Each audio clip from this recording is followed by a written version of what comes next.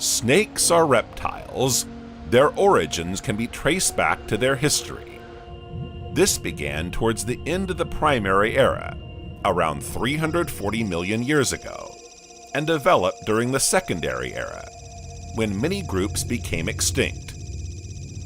While giant reptiles such as the famous dinosaurs, pterosaurs, and plesiosaurs did not survive, snakes did.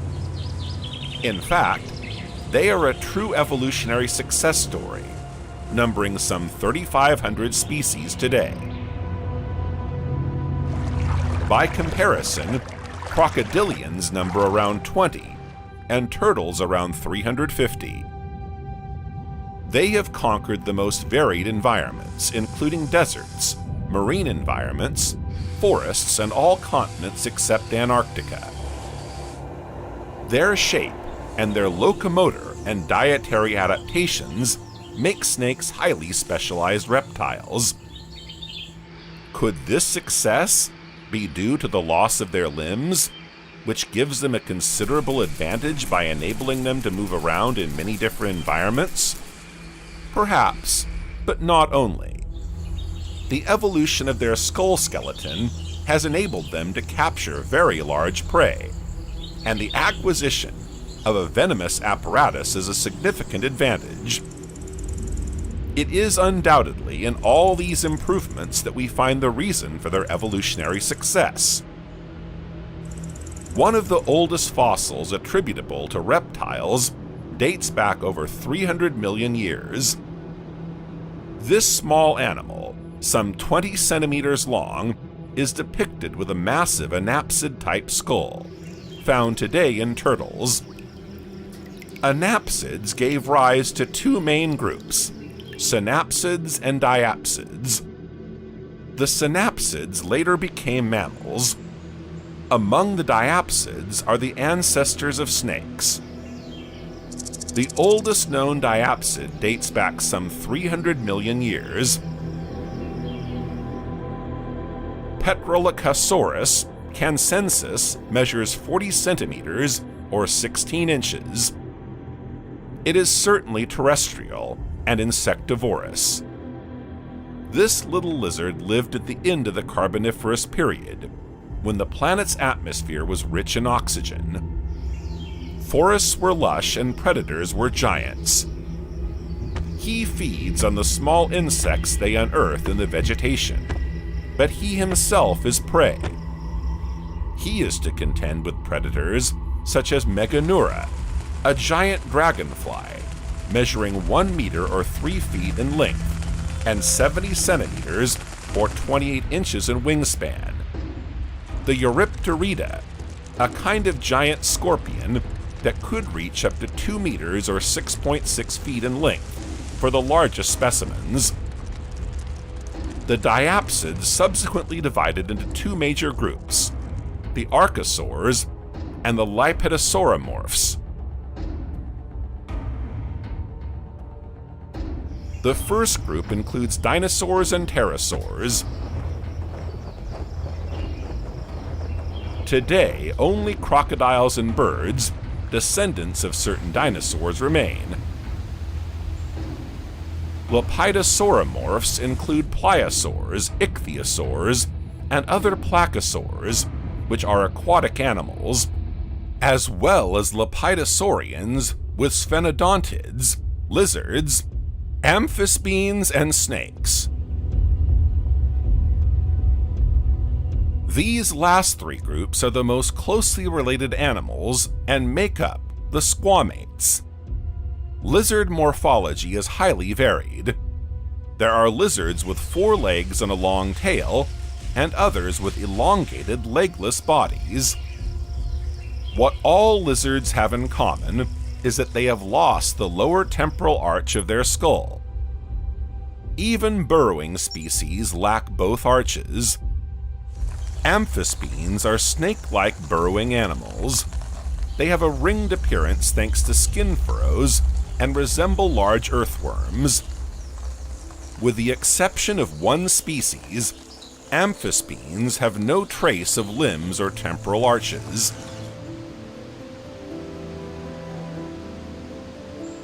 Snakes have lost both arches, have very elongated bodies, and are limbless. Their eyes have no mobile eyelids. Unlike amphisbaens, snakes are not ringed on the outside, but rather resemble apodid lizards. Snakes originate from the lizard amphisbaen family.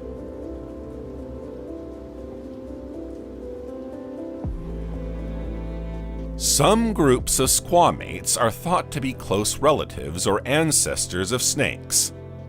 Since snakes have been found in fossil form for millions of years, their ancestry is not to be found in any current squamate group. The challenge is to find the group that shares the same fossil ancestor with snakes. Amphisbaens have been suggested as the closest relatives of snakes among serpentiform squamates. However, due to extremely complex anatomical specializations, herpetologists have refuted this hypothesis. Among the groups of lizards that possess limbs, two groups have been suggested as possible ancestors of snakes: the varanoids and the skincomorphs. Among the varanoids are the monitor lizards, the heliderms, which are venomous lizards, and a very rare lizard called Lanthanotus, which lives in Sarawak on the island of Borneo. Their morphological characteristics, such as the structure of the skull, tongue, and mandible, as well as the type of tooth replacement, suggest that they may be directly related to snakes. What's more, they include entirely fossilized groups. Late Cretaceous mosasaurids are large marine varanoids, reaching up to 10 meters or 33 feet in length. Their limbs were transformed into fins, like those of dolphins. Dolichosaurids and Aegialosaurids, also Cretaceous marine varanoids, are also suggested to be close to the origin of snakes. All these animals have well-developed legs in common, which differs from snakes, but other Cretaceous marine fossils have led to the discovery of clearly serpentiform organisms. These include Pachyophis and Pachyrhachis, which are more or less intermediate between varanoids and snakes. Some scientists even classify them in the latter group. Pachyophis is a genus of snake that existed at the end of the Cretaceous. It belongs to the Cymeleophidae family. The Cymeleophidae family is characterized by hind limbs and a pelvic girdle. Pachyophis is about a meter long, with a flattened morphology, and pachyostosis, a non-pathological condition characterized by thickening of the bones. Its skull is thin and pointed. Its jawbones are more reminiscent of lizards than snakes. Conversely, Pachyophis' teeth are obviously snake-like. They are inserted into a bowl, like alveoli, buried in the jawbone, and are present over the entire jaw. The presence of backward-pointing teeth indicates a carnivorous diet and a prehensile rather than biting action. Its jaw structure enables it to grasp and swallow at the same time. It feeds on soft, rather small and slippery foods, such as marine worms. The specimen's vertebral articulation is very similar to that of a snake, but the construction of the vertebrae themselves diverges. Pachyophis lives in shallow aquatic marine regions. It moves by undulating horizontal movements of its body.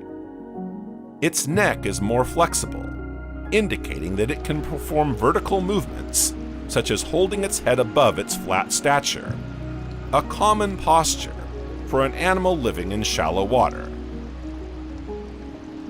Pachyhacus is a genus of snakes with well-developed hind limbs, including a hip, knee, and ankle joint. It is a surprising mixture of snake and lizard features, although its status as an ancient snake has been confirmed. The skull of Pachyhacus displays most of the features derived from modern snakes. Its body is slender and elongated. It was a slow swimmer, and therefore an ambush rather than a pursuit predator. Its narrow head and neck enable it to reduce water resistance, but also to feed in burrows or narrow crevices. Other contenders for the title of snake ancestor are the skinkomorphs.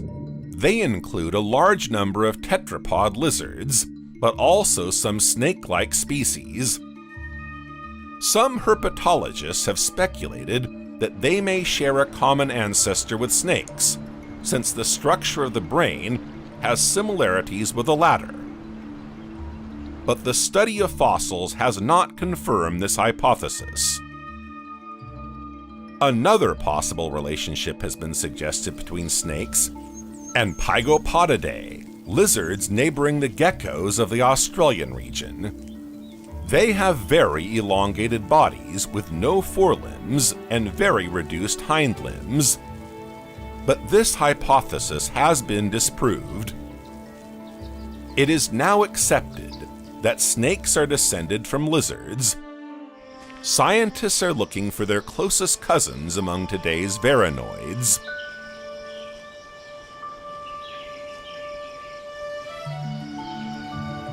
One of the key questions that remains is how lizards came to give rise to snakes. 3 hypotheses have been put forward, with snakes descending either from terrestrial lizards, aquatic lizards, or burrowing lizards.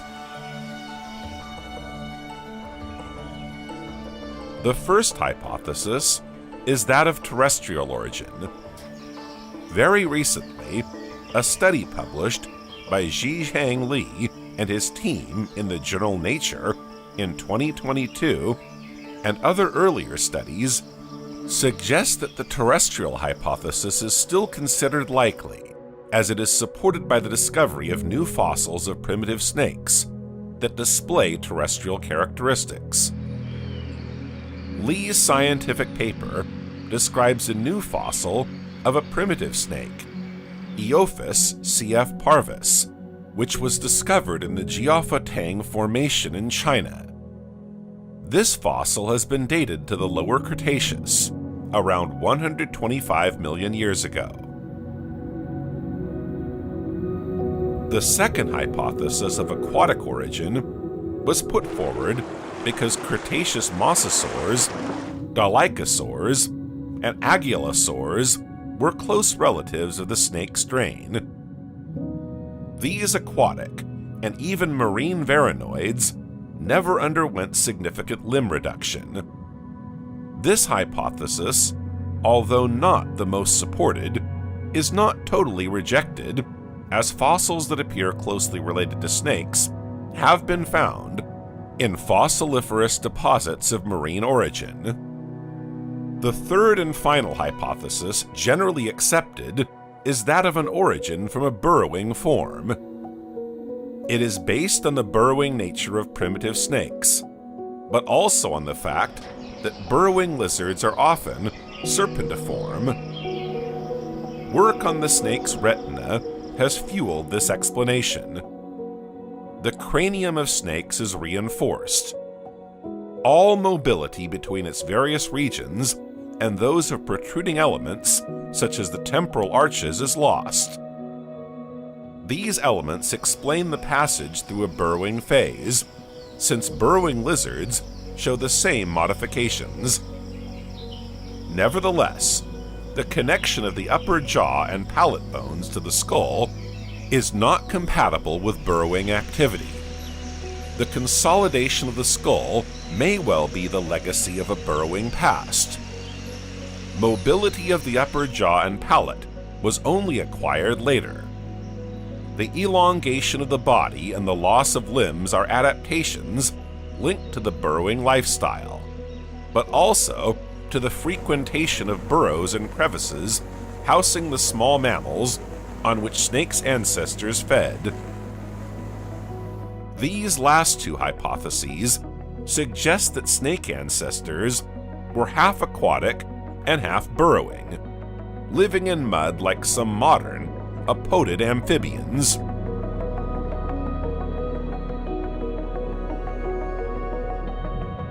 The early stages of snake evolution are still poorly understood. The first complete fossil found is that of Pacorhacus. 1 meter long, it was serpentine, but also had reduced hind limbs. It is difficult to differentiate between a varanoid lizard with a very elongated body and a primitive snake.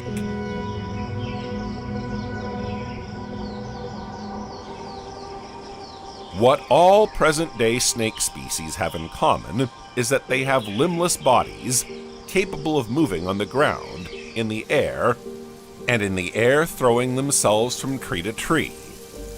A Chinese charade fully describes the snake through a question: who runs without legs, swims without fins, and glides without wings? But how did snakes come to lose their legs? The evolution of limbs is generally linked to a type of habitat. In birds, for example, their wings began to evolve as they moved through the air. In the case of snakes, two hypotheses are put forward. According to the first, snakes lost their legs when adapting to marine life, while the second hypothesis maintains that this loss was due to an adaptation to subterranean life. In fact, their streamlined shape makes them easier to move around underground. Lizards and snakes dig their tunnels simply by pushing the earth with their heads. Legs just get in the way. According to recent research, notably that of the inner ear of Deinonychia, a type of primitive snake to which we'll return later, the most supported idea would be that the lineages that led to modern snakes lost their limbs when adapting to a subterranean life.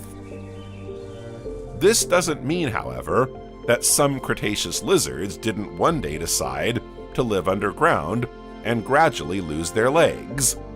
Evolution is and always will be a random phenomenon. This new subterranean lifestyle reduced certain constraints in the genome of primitive snakes that were previously essential to their survival. Limbs and trunks were thus able to evolve, as demonstrated by the huge variety of fossilized snake types.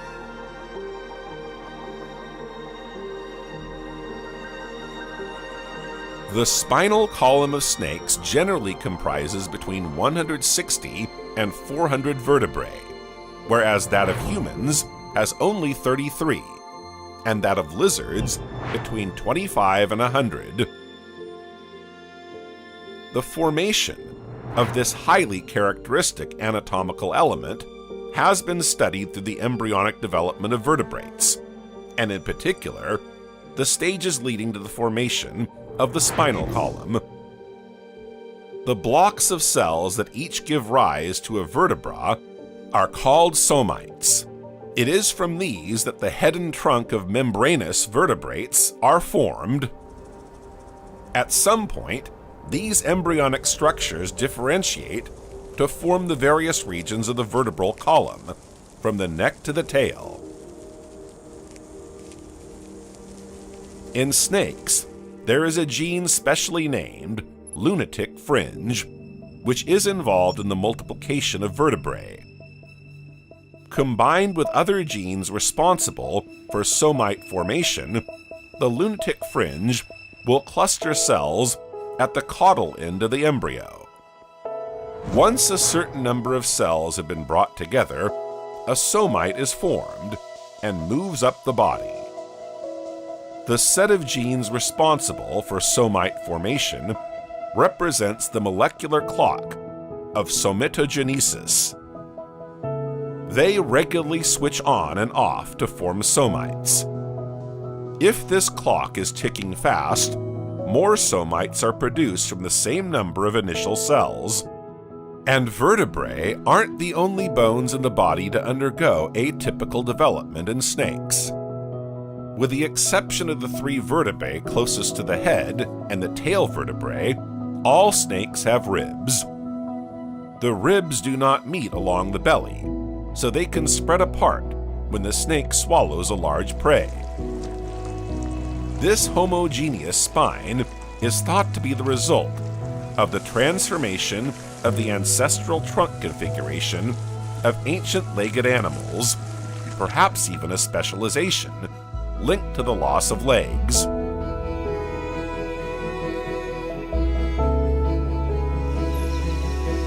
During the course of their evolution, snakes perfected several modes of apodous locomotion, i.e. limbless movement, as well as their prey-gripping system. Their evolutionary success is indisputable.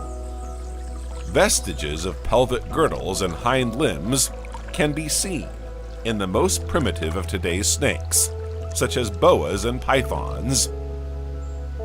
These form small projections on either side of the cloaca, but are not used for locomotion.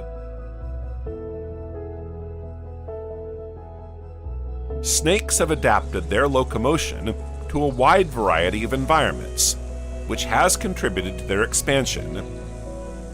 New joints between the vertebrae have appeared, and the intercostal and skin muscles have become specialized.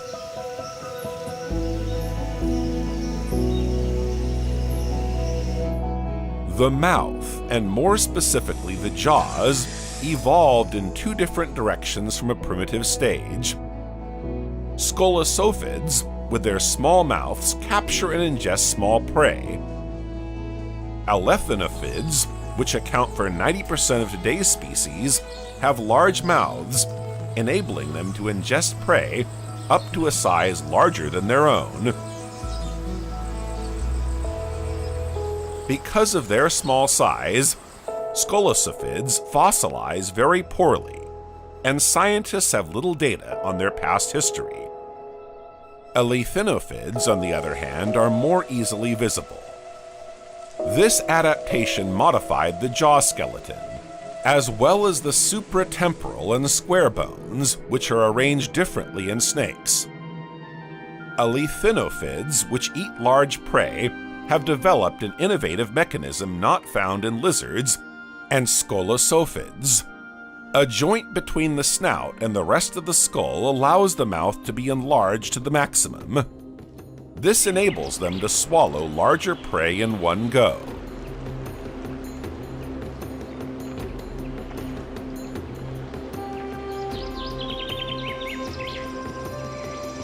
The evolution of lizards and the appearance of the first primitive snakes began during the Mesozoic era. This era is divided into 3 periods: the Triassic, the Jurassic, and the Cretaceous. We are in the Triassic, just after the Great Permian extinction. The planet is empty. Some 90% of all life forms, both terrestrial and marine, have disappeared forever as a result of the catastrophe that caused the mass extinction. It was against this backdrop that the Triassic period began. The Earth stretches out like a vast virgin surface, waiting to be conquered. During the previous era, all the continents subjected to tectonic forces had coalesced into a supercontinent called Pangea. Pangea is surrounded by a vast ocean called Panthalassa, which contains all the seas. At the center of Pangea lies a totally isolated paleo-ocean called Tethys. Pangea is generally warm. No ice caps are in place to cool the planet. The coast is humidified by the ocean, while the interior remains dry. the Hercynian mountain range formed by the collision of Laurasia and Proto-Gondwana influences the climate of the supercontinent. The height of the mountains blocks clouds and causes precipitation. As a result, the climate on either side of the Hercynian chain is very different. It can be hot and humid due to cloud-driven rainfall, or hot and dry, since no clouds reach that side of the range, resulting in no precipitation at all. Fauna and flora thrive best on the northern slopes of the Hercynian chain. Rainfall is conducive to the development of vegetation, which in turn attracts animals.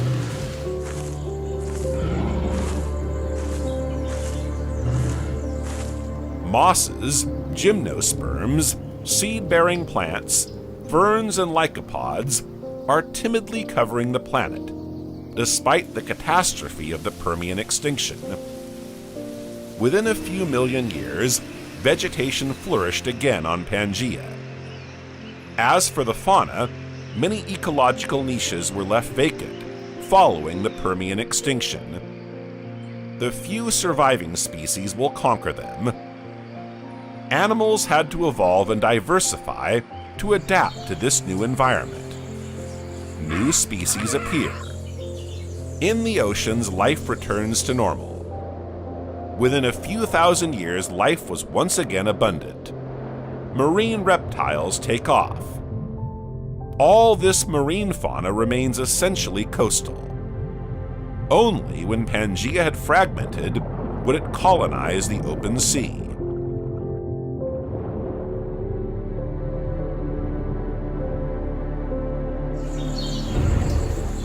On land, the survivors spread. At the top of the food chain are archosauromorph reptiles. Some of these gave rise to the archosaurs, followed by the first pterosaurs, insect-eating flying reptiles. The archosaur line also produced the first crocodiliforms, which gave rise to the future crocodilians, and then the first dinosaurs. During the Triassic period, dinosaurs were not yet the giants we know today. One of the largest and most widespread Triassic dinosaurs is Plateosaurus. The largest specimens are around 10 meters long. Mammals are represented by therapsids and dicynodonts, but they gradually declined as a cynodont branch developed. From the therapsid branch emerged the first mammaliaforms, very close relatives of mammals. These appeared at the end of the Triassic, but diversified during the Jurassic. A small, discrete animal remains alongside all these animals. Megachirella, watchleri, the only species of squamate terrestrial reptile in the Megachirella genus.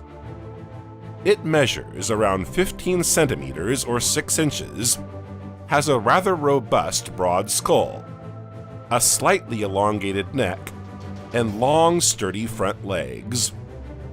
Its general morphology is similar to that of today's lizards.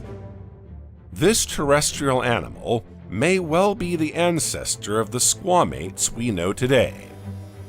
But if it is to survive, it will have to demonstrate great resistance and adaptability to the events that lie ahead. The Triassic saw the beginning of the breakup of Pangea, which continued throughout the Mesozoic era. A fault appeared at the foot of the Hercynian chain, fragmenting the continent. The waters of the Tethys Ocean, which until then had been contained within the heart of Pangea, rushed into this fault, opening up a vast passage of water that would later become known as the North Atlantic Ocean. Pangea split, giving rise to Laurasia and Gondwana. The Tethys Ocean is now much larger than it was before. Its warm, sun-drenched waters and shallow depths became a veritable paradise for marine life. Following the fragmentation of Pangea, volcanism became frequent, releasing large quantities of methane and carbon dioxide. Global warming followed, triggering a new planetary crisis. 80% of marine and terrestrial species combined disappeared. The Jurassic period opens on an unhappy Earth, depopulated of many species. On land and in the oceans, it was a veritable hecatomb. Nevertheless, the climate remained stable, allowing marine and terrestrial flora and fauna to thrive. And as in all mass extinction tragedies, the ecological niches left vacant will soon be occupied by newcomers.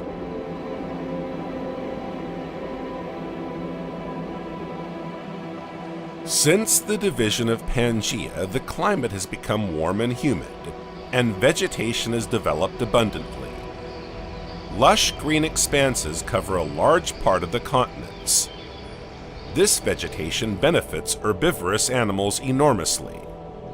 They grow, diversify, and become very numerous. As their appetite increases, so does their size. The Jurassic is known as the golden age of the great sauropod dinosaurs. The famous Diplodocus, the Brachiosaurus, and the extraordinary Stegosaurus populate the Earth's surface. The Brachiosaurus is a quadrupedal dinosaur with longer limbs at the front than at the back. Its femur alone is larger than a man's, measuring over 2 meters or 7 feet. Its immensely long neck is made up of a dozen vertebrae, each measuring up to 70 centimeters or 28 inches. It is particularly well suited to grazing on the leaves of tall plants. Its head can tower 13 meters or 43 feet above the ground, and its mass is around 20 tons. Brachiosaurus has crenulated teeth, whose flattened shape is particularly well suited to crushing plants.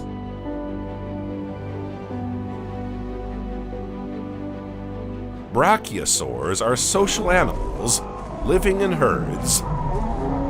These enormous herbivores gathered in the same place are not without displeasing carnivorous predators. While these predators were modest in size in the Triassic, they reached extraordinary dimensions in the Jurassic. The Allosaurus, a carnivorous theropod, could measure up to 12 meters or 40 feet from head to tail, and up to 4 meters or 13 feet in height. The name Allosaurus literally means strange lizard, due to the bumps on its skull. Thanks to its powerful muscles, it can run at speeds of between 30 and 55 kilometers per hour, 34 miles per hour. Its robust limbs are clearly adapted to hunting. It has very powerful claws, and the structure of its tail enables it to maintain balance in relation to its total body weight. Although it can't open its mouth wide, a muscle at the back of its skull gives it the strength to sink its teeth into its prey.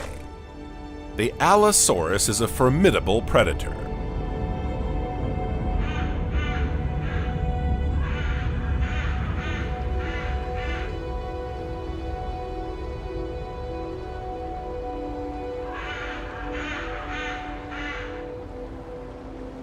A new fauna now colonizes the air. Until now, only flying insects have roamed the skies. Now, many reptiles have joined them and are discovering the advantages of this precious food source. Dimorphodon and Rhamphorhynchus are true flying predators.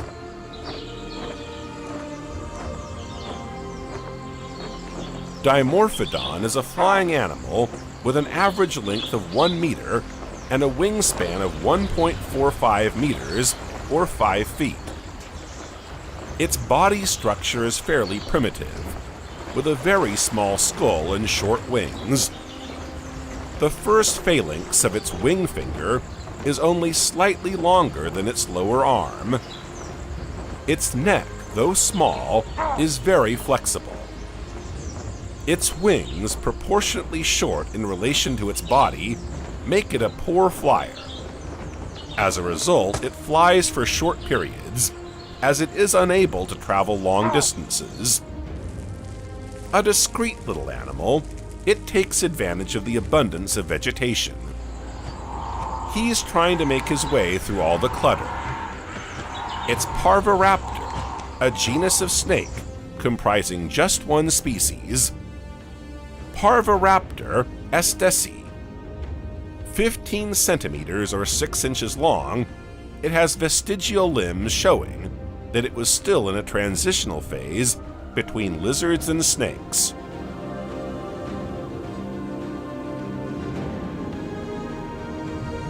In the seas, marine reptiles which had appeared in the previous period reign supreme. They include ichthyosaurs, plesiosaurs, and pliosaurs. Plesiosaurs are large aquatic reptiles. Their long necks and 4 fins enabled them to paddle in oceans, lakes, rivers, and swamps during the Jurassic and Cretaceous periods. The term plesiosaur also includes pliosaurs. Their bodies are more hydrodynamic, with larger heads and shorter necks. The largest pliosaurs, such as Liopleurodon, are as fearsome as the great white shark. Thanks to its gustatory and visual senses, Liopleurodon locates its prey by swimming with its mouth open. Liopleurodon are well adapted to their environment. Its legs enable it to move swiftly through the water at great depths. Its front flippers push the water backwards, enabling it to propel itself. Plesiosaurs and pliosaurs, although they have marine lifestyles, are primarily lizards and must regularly come to the surface to breathe. Pliosaurs were at the top of the food chain at first, only to be supplanted by mosasaurs a little later. Ichthyosaurs are diapsid marine reptiles. They lived in the Triassic and Jurassic periods and disappeared at the beginning of the Cretaceous.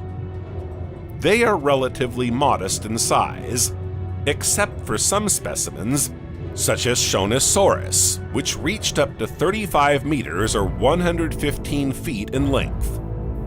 Their powerful fins enable them to travel at speeds of up to 40 kilometers per hour or 25 miles per hour. They feed on fish, ammonites, and belemnites, thanks to a long snout with sharp teeth. They have the morphology of today's dolphins and behave like them in that they can descend to great depths and leap back to the surface. Ichthyosaurs give birth to live, ready-to-swim young, rather than eggs, which is an advantage for their survival. Alongside these marine reptiles, cartilaginous fish developed, taking on the morphology of today's sharks. Crocodilians also evolved from archosaurs, just like dinosaurs. Several lineages of dinosaurs appeared during the Jurassic, surviving for the next 150 million years. The most important development was the appearance of the first birds.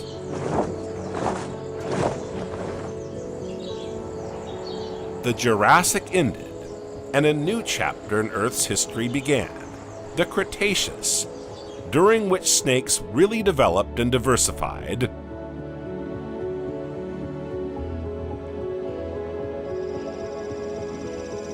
In the Cretaceous, Pangea is now divided into Laurasia to the north and Gondwana to the south. Laurasia also split into two parts. The North Atlantic Ocean appears, and the southeastern part is about to open up. Seen from the sky, the Earth begins to look somewhat familiar. The Earth still has no ice caps. The climate is generally warm. Sea levels are about 200 meters or 660 feet higher than they are today. Flora and fauna continue to evolve. Dinosaurs are the dominant animal group with the largest body sizes. They diversify and new groups appear, while others become extinct. Among them, the Tyrannosaurus appeared at the very end of the period. More commonly known as the T-Rex, this giant of 4 meters or 13 feet in height and 12 meters or 40 feet in length could weigh up to 7 tons. This bipedal super predator was at the top of the food chain, feeding on large herbivores. That's not going to stop the snakes from getting bigger and bigger in this environment that's so favorable to them. Flowering plants, the angiosperms, make their appearance. Alongside ferns and conifers, they will become dominant by the end of the period, thanks to insects. The vegetation is very welcoming to snakes, whose evolution is already underway at this time. Their bodies are already long and sinuous. Most still have reduced limbs, like Najash rheanagrina, but some have already lost them, like Deinonychia patagonica. Snakes now come in a multitude of forms, exploiting a variety of ecological niches. This evolution will also enable them to reach larger sizes. Deinonychia patagonica is the first known legless snake. It rubbed shoulders with the great dinosaurs that dominated the world at the time. It has no limbs, no shoulder girdle, and no pelvic girdle. This relatively large predator reaches up to 2 meters or 7 feet in length. The shape of its skull is reminiscent of that of the boidae and suggests that it was capable of consuming large prey. Deinonychia patagonica lives in desert environments. It is a terrestrial animal. This snake is closely related to the original ancestor of the crowned snake clade. Extensive study of its inner ear has demonstrated that it is equipped to dig burrows and receive low-frequency ground vibrations to detect predators and capture prey. Consequently, it is not equipped for aquatic life.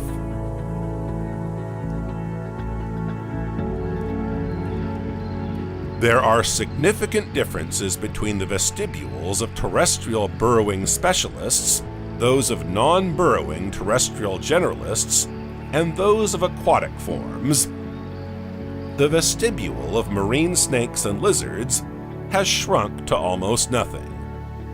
In burrowing species, on the other hand, the vestibule is inflated like a balloon to improve hearing performance in subterranean environments. This trend is confirmed in all burrowers. The vestibule of Deinonychia patagonica is large and has the same balloon-like shape as those of today's burrowing snakes. It is almost identical to that of Xenopeltis, a type of burrowing snake from Southeast Asia that feeds on small rodents and other small snakes. Like Xenopeltis, Deinonychia patagonica hunts on the surface and burrows into soft ground for shelter. It is a carnivorous snake, feeding mainly on animal prey. Its extensible jaws and teeth are designed for grasping and ingesting animal prey.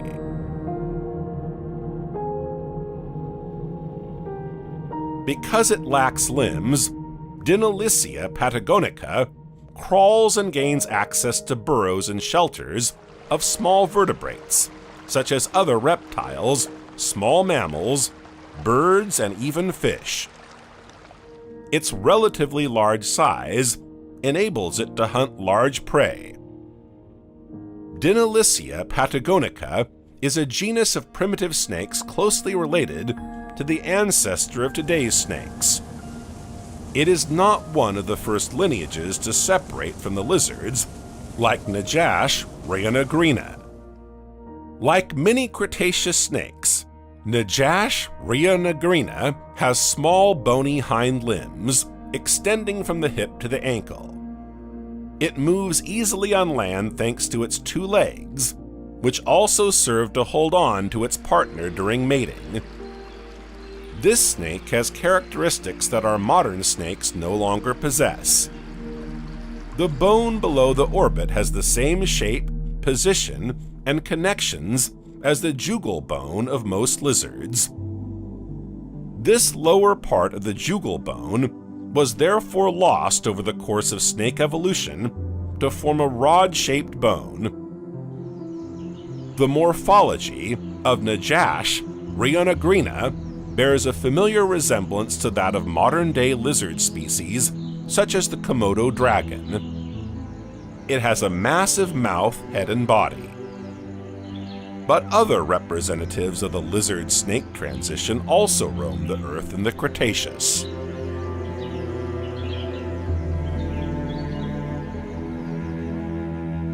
Coniophis precedens is one of the oldest known fossil snakes. It lived 65 to 70 million years ago. It is one of the few fossils to represent the transition from snakes to their lizard cousins.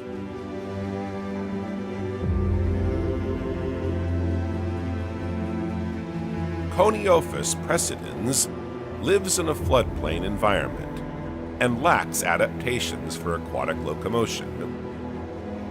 This discovery suggests that creeping reptiles are terrestrial rather than aquatic in origin.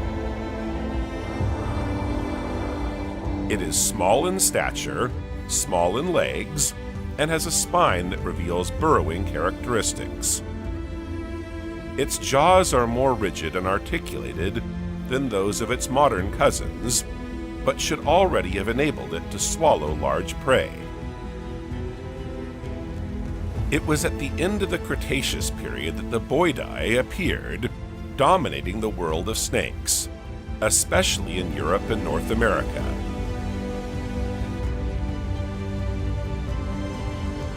Some of them reached record sizes for snakes. The Matsoidae are a family of giant snakes that can measure over 10 meters or 33 feet. Matsoid snakes are constrictors that resemble modern pythons and boas. Their jaw structure, however, is more primitive and much less suited to swallowing large prey.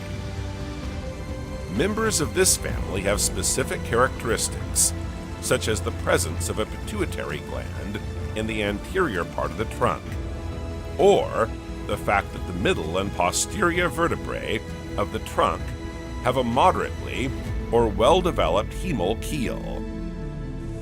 Among the Matsoidae, during the Cretaceous period, we find the genus Matsoia. It is represented by several species, the largest of which measures 10 meters or 33 feet in length.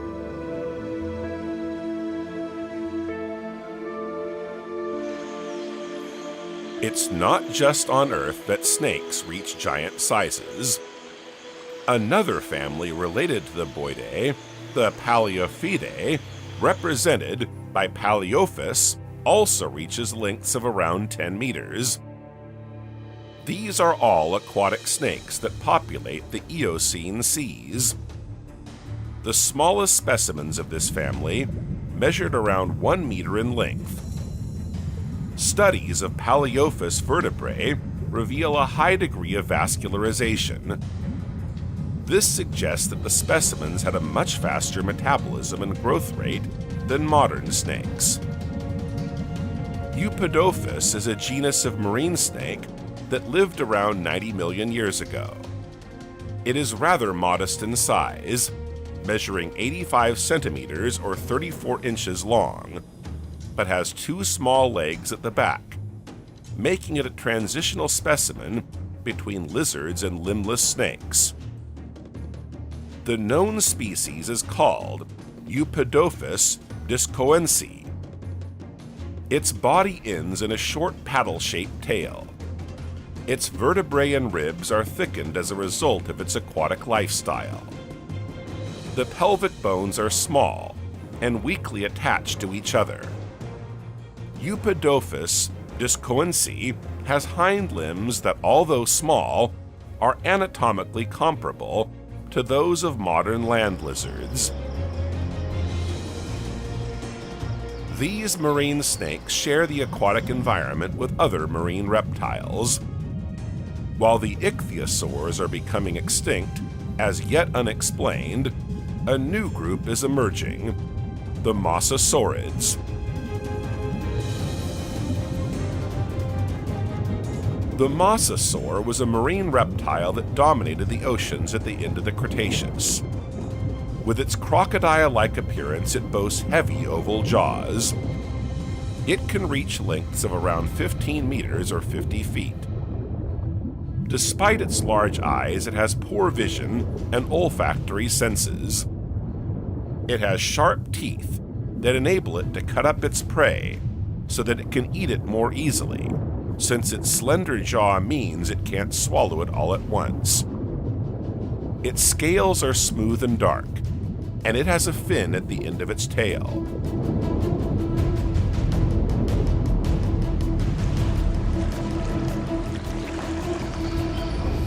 In the air, species get bigger and bigger and are inexorably outcompeted by the first birds.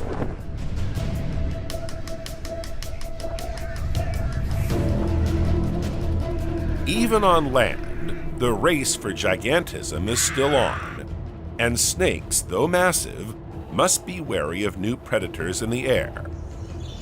The skies are now dominated by animals with wingspans of up to 15 meters or 50 feet. Such as the Quetzalcoatlus.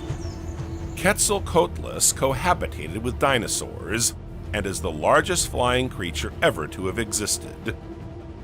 Its name literally means feathered serpent. This type of flying reptile belongs to the pterosaur group. Because of its size, it can be compared to a giraffe when on the ground. It averages 11 meters or 36 feet in length and weighs up to 200 kilograms or 440 pounds.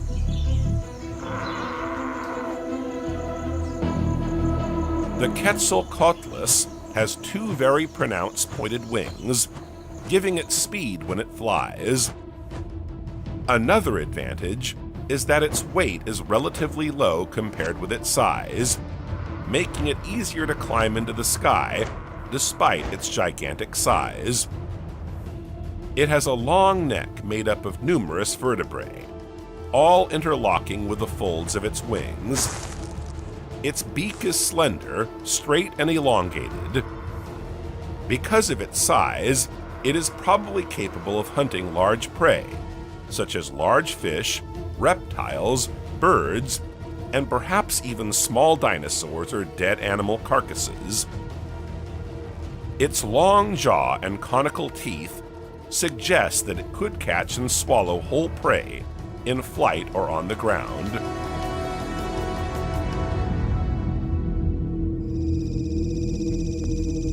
The Cretaceous period came to an end with the fifth and last of the mass extinctions. The theory most widely accepted by scientists is that of a meteorite impact preceding major volcanic eruptions at the Trap, Deccan, in present-day India. A celestial body from outer space crashed to Earth. Its diameter, estimated at around 10 kilometers, combined with the speed of the impact, caused an immeasurable explosion, Everything was vaporized for hundreds of kilometers at the very second of impact.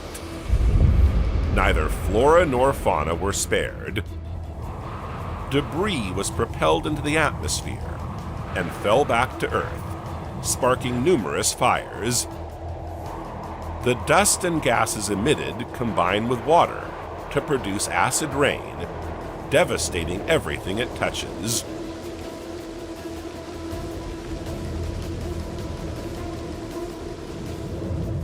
In the seas, the plankton that form the basis of the food chain are wiped out. Dust in the atmosphere blocks out sunlight, plunging the Earth into a permanent night. As a result, temperatures plummet. Survivors are small animals with less need for food. The animals try to adapt as best they can to the new environment created by the catastrophe. Temperatures drop.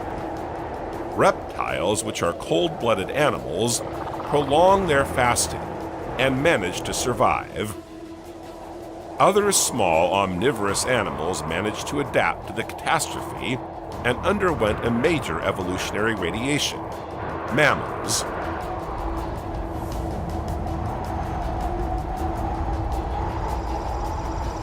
A new era began, the Paleogene, when the Cretaceous-Tertiary extinction had wiped out the species that had previously dominated the planet. A new age begins, the age of mammals, but not only. The surviving fauna will spread and diversify. Mammals that had hitherto lived in the shadow of the dinosaurs will become the planet's dominant group. The non-avian dinosaurs have all disappeared.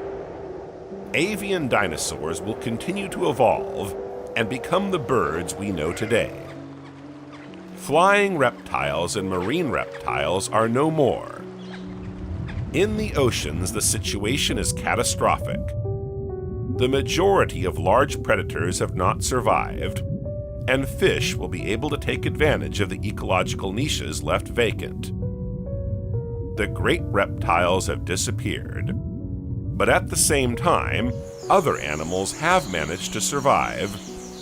Turtles, lizards, snakes, and crocodiles continue to evolve more serenely. How did snakes survive? The strength of snakes in this apocalyptic environment is their ability to survive without food for periods of up to a full year. At the same time, most species in the food chain are disappearing. Snakes are adept at hunting in the dark, which came in handy when the Earth was hit by a long, cold winter, as the sun was no longer able to penetrate the atmosphere. Snakes living underground in the forest or in water are the ones that fare best. Once the environment calms down, snakes emerge from their shelters and, to their great delight, have far fewer adversaries to contend with. They survive and spread all over the world. The impact of the meteorite had consequences for the climate.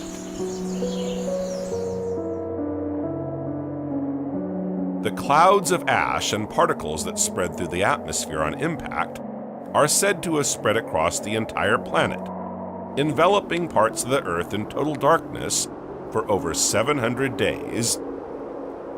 Temperatures dropped considerably for several decades, from an average of 30 degrees Celsius or 86 degrees Fahrenheit before the impact to 3 degrees Celsius or 37 degrees Fahrenheit in the years that followed.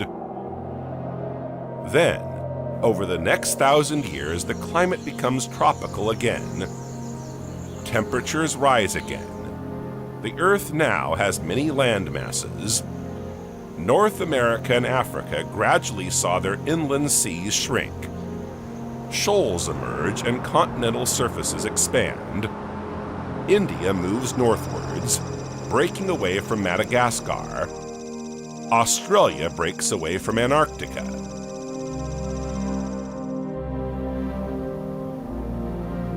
Flowering plants cover continental surfaces. Tall trees such as redwoods now grow to form lush forests.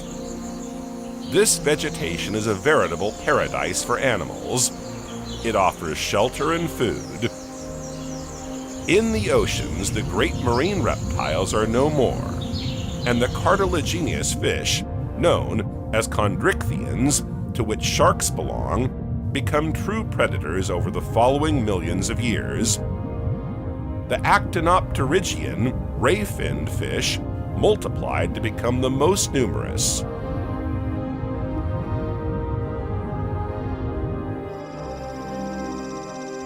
During the Paleocene and Eocene, the Earth underwent a widespread warming episode. Surface water temperatures approached 23 degrees Celsius or 73 degrees Fahrenheit at low latitudes, and 17 degrees Celsius or 63 degrees Fahrenheit near Antarctica. In addition to this generalized warming, a crisis occurred during the transition from the Paleocene to the Eocene, 56 million years ago.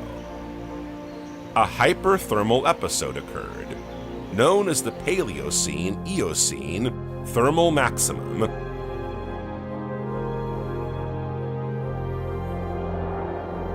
This event could be explained by a strong release of methane into the atmosphere, caused by the thermal destabilization of methane hydrates present in marine sediments. The temperature of the deep ocean rose by 4 to 6 degrees Celsius, an increase of 11 degrees Fahrenheit. The Arctic zone reaches temperatures in excess of 20 degrees Celsius, or 68 degrees Fahrenheit, to the extent that tropical species of phytoplankton thrive there. The Paleocene-Eocene thermal maximum caused a major disruption of the carbon cycle. A biological crisis ensued, leading to the extinction of 30 to 50% of the microorganisms living on the ocean floor. However, other organisms also benefited. As temperatures rise, the environment changes completely. Pollen fossils of ferns and palms were discovered during drilling at a depth of 1 kilometer in Antarctica, along with fossils of crocodile ancestors. Fossils corresponding to a mangrove forest also remain at today's North Pole. The main orders of modern mammals appear at this time, but it was the cold-blooded reptiles that most benefited from this warming. Snakes need high temperatures to remain active. Average temperatures of between 30 and 34 degrees Celsius, or 86 degrees Fahrenheit, combined with a humid tropical environment, have enabled some snakes to reach extraordinary dimensions. Although they were already reaching impressive sizes by the end of the Cretaceous, the absence of oversized dinosaurs allowed them to continue to develop and grow even larger.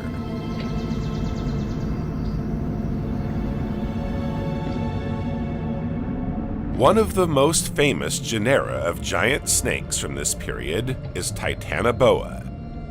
Its name literally translates as Titanic boa. The only known species today is Titanoboa cerrejonensis.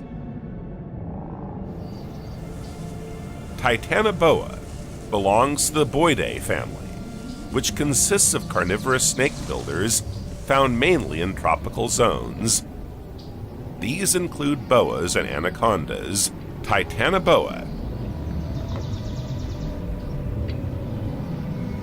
cerrejonensis was discovered in 2002 when scientists on an expedition to the Cerrejón coal mines in La Guajira, Colombia, discovered immense thoracic vertebrae and ribs. Other fossils were subsequently unearthed. For a total of 186 fossils, representing 30 individuals.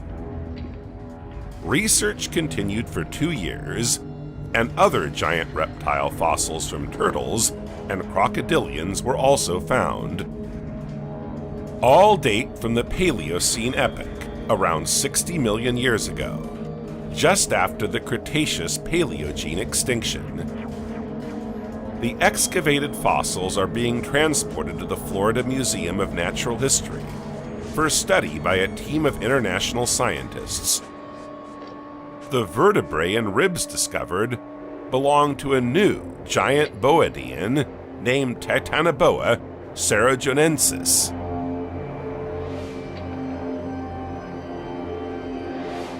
In 2011, a second expedition will be carried out in the same region to further investigate Titanoboa. 3 disarticulated skulls and parts of the mandible associated with the partial axial skeletons were discovered. Titanoboa is one of the few known fossil snakes with cranial material in good condition. True colossuses roamed the earth as giant snakes millions of years ago.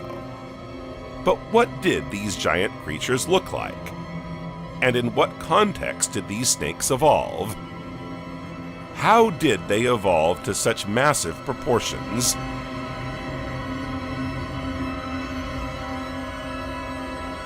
Titanoboa is the largest known snake in the fossil record. In boids, the increase in body size is due to larger vertebrae rather than an increase in the number of bones making up the skeleton. Titanoboa reaches a height of just over 14 meters, or 46 feet, with a diameter of 80 centimeters or 31 inches. It weighed around 1,500 kilograms, or 3,300 pounds, 4 times heavier than today's largest snake. Its skull measures 40 centimeters or 16 inches, and a modern man could stand upright in its open mouth. Titanoboa far exceeds the largest snakes on Earth today, from the green anaconda to the reticulated python, and even Gigantophis.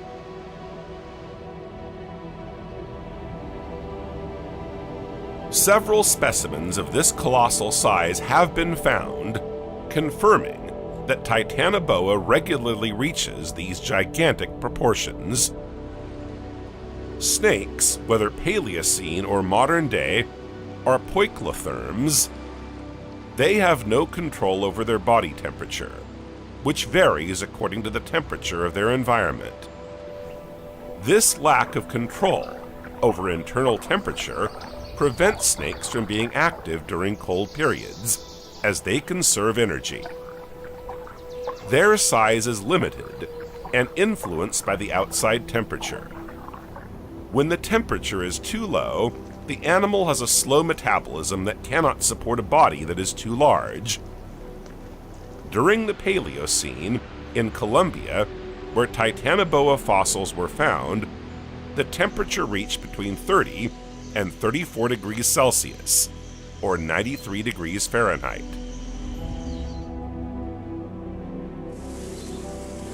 Titanoboa is so enormous that it cannot support its own weight on land. It is an aquatic animal.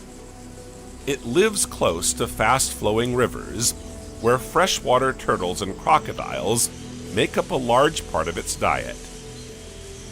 It thrives in the equatorial rainforest, where it can find plenty of food.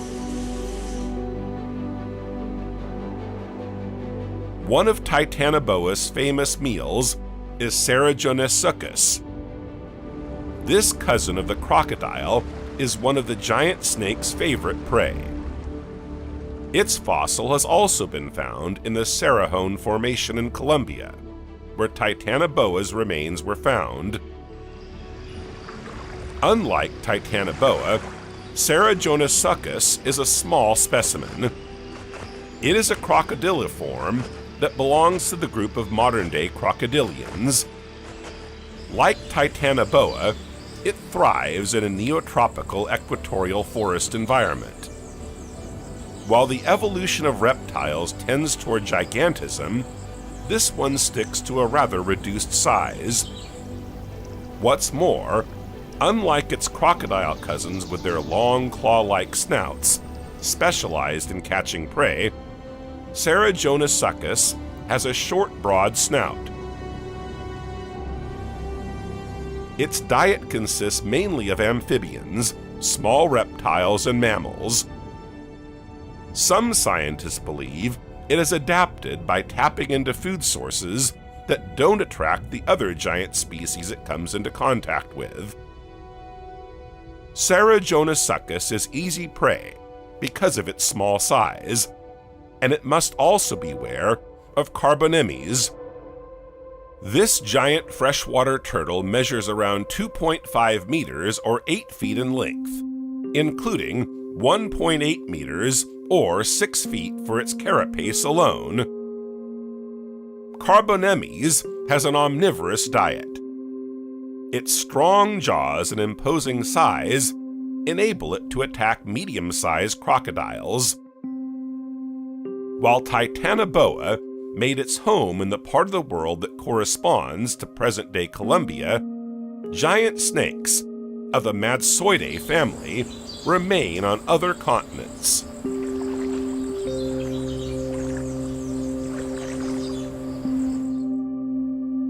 Gigantophis gastini is similar to a giant anaconda.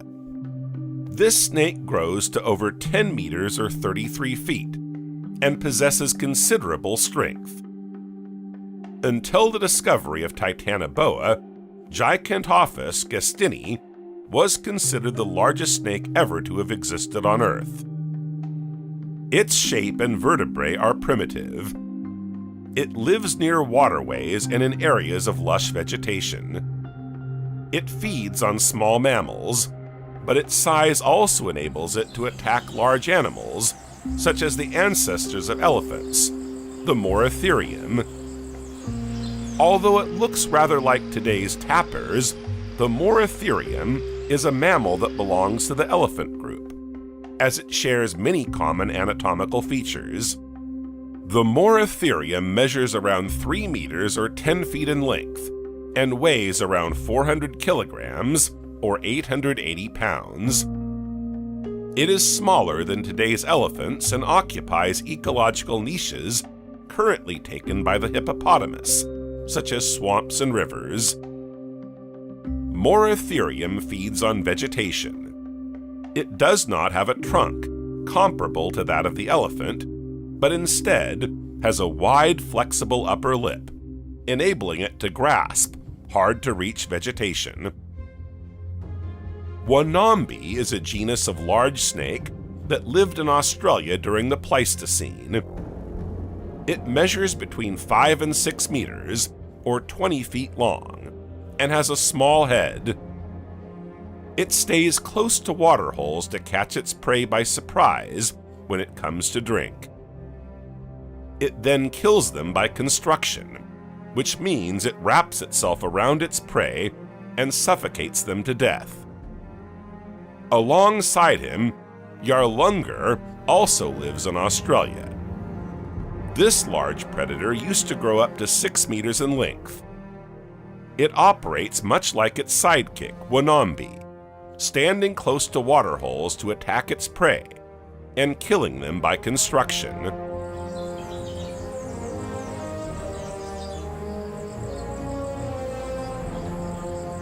Other giants live alongside Wanambi and Yarlungar.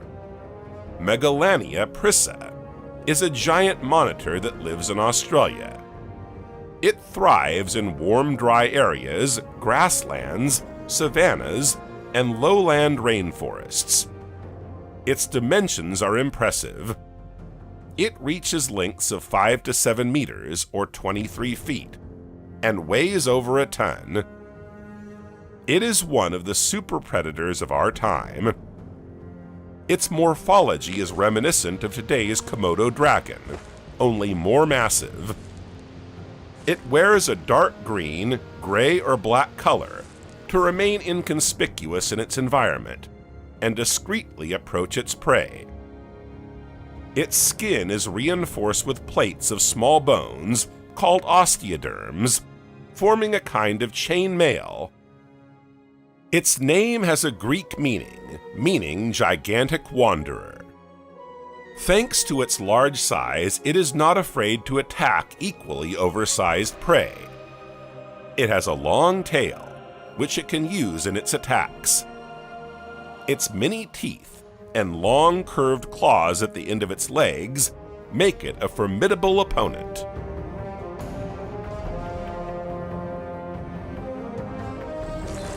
Giant snakes, as they appeared in earlier eras, no longer exist in our modern world. The circumstances of their disappearance remain a mystery. But what we do know is that while they may have some major advantages, their main weakness is their dependence on the climate. These creatures are dependent on the liquid element, ambient humidity, and high temperatures prevailing on Earth at the time. As soon as cooling and drying affect their environment, these giants are condemned to extinction. This extreme dependence on their environment and their low adaptive flexibility compared to other species proved fatal. However, the snake suborder has not disappeared altogether. They are just smaller in size. Even if a few specimens stand out for their length or weight, they don't surpass our famous Titanoboa.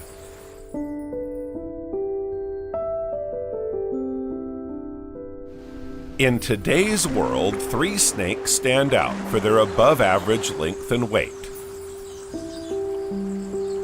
The reticulated python is a snake that lives in Southeast Asia. It is not only the world's largest snake, but also the longest land animal. It can reach up to 10 meters or 33 feet and weigh up to 140 kilograms or 310 pounds. It thrives in tropical rainforests and swamps. The reticulated python is an excellent swimmer that also enjoys aquatic areas. It is capable of eating large animals such as monkeys or wild pigs, but is also content with small mammals such as rabbits or rats or birds. Just behind the reticulated python, on the podium of longest snakes, comes the green anaconda at 8.5 meters or 28 feet in length. Despite its second place, it has nothing to envy the reticulated python, since it surpasses it in weight and can reach up to 200 kilograms or 440 pounds. Female specimens are heavier than males.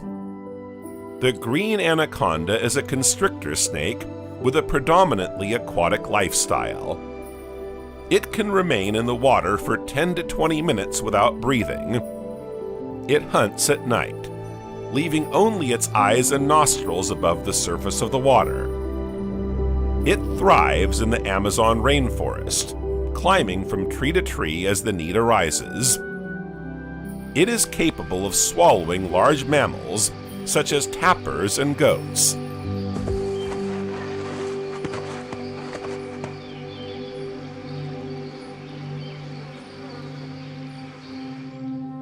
The Saba python is Africa's largest snake. It reaches up to 7.5 meters or 25 feet in length and weighs around 100 kilograms or 220 pounds. It thrives in rocky areas and savannas, but also in aquatic environments. Like the reticulated python and the green anaconda, it feeds on both small and large mammals. It may even prey on hyenas or small crocodiles.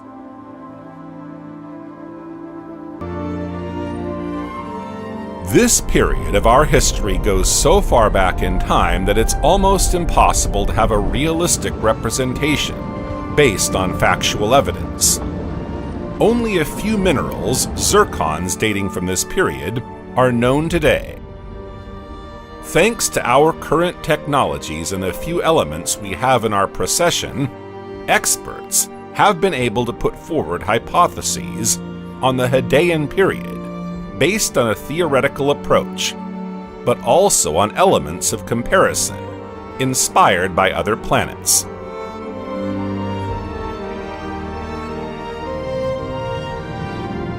The Hadean is a time interval that begins with the accretion of our planet, i.e., the capture of matter by a star under the effect of gravitation. In other words, it corresponds to the birth of our planet, Earth. The Hadean began 4.568 billion years ago. Compared to the extent of the stratigraphic scale, this is a short period. The Hadean ends around 4 billion years ago, which corresponds to the age of the oldest known rocks. But it was the very first eon on the Earth's geological timescale, and many events took place over a short period of time. As you can imagine, conditions were extreme and hostile to all forms of life. This is why, in 1972, American geologist Preston Cloud first named this chronological and geological period the Hadean, in reference to the Greek god of the underworld, Hades. The most characteristic events of the Hadean are the separation of metal and silicate. The denser metal migrated towards the planet's interior to form the core, while the less dense silicates remained in the outer part to form the mantle. This is a major event for our planet. According to scientists, it is undoubtedly the formation of the core that makes the Earth's magnetic field possible. Even today, it is this field that protects us from the solar wind. Without this key stage, no life could have developed. Even if life is not yet present, this phenomenon remains closely linked to its future emergence. The Earth's gravitational accretion energy, radioactive energy, and core-forming energy have become important sources of heat. These sources unleash such energy and heat that they promote the fusion of the entire outer part of the young planet. This fusion gives rise to a magma ocean. During the first few million years, the Earth also undergoes a cooling phase, allowing the crust to gradually form.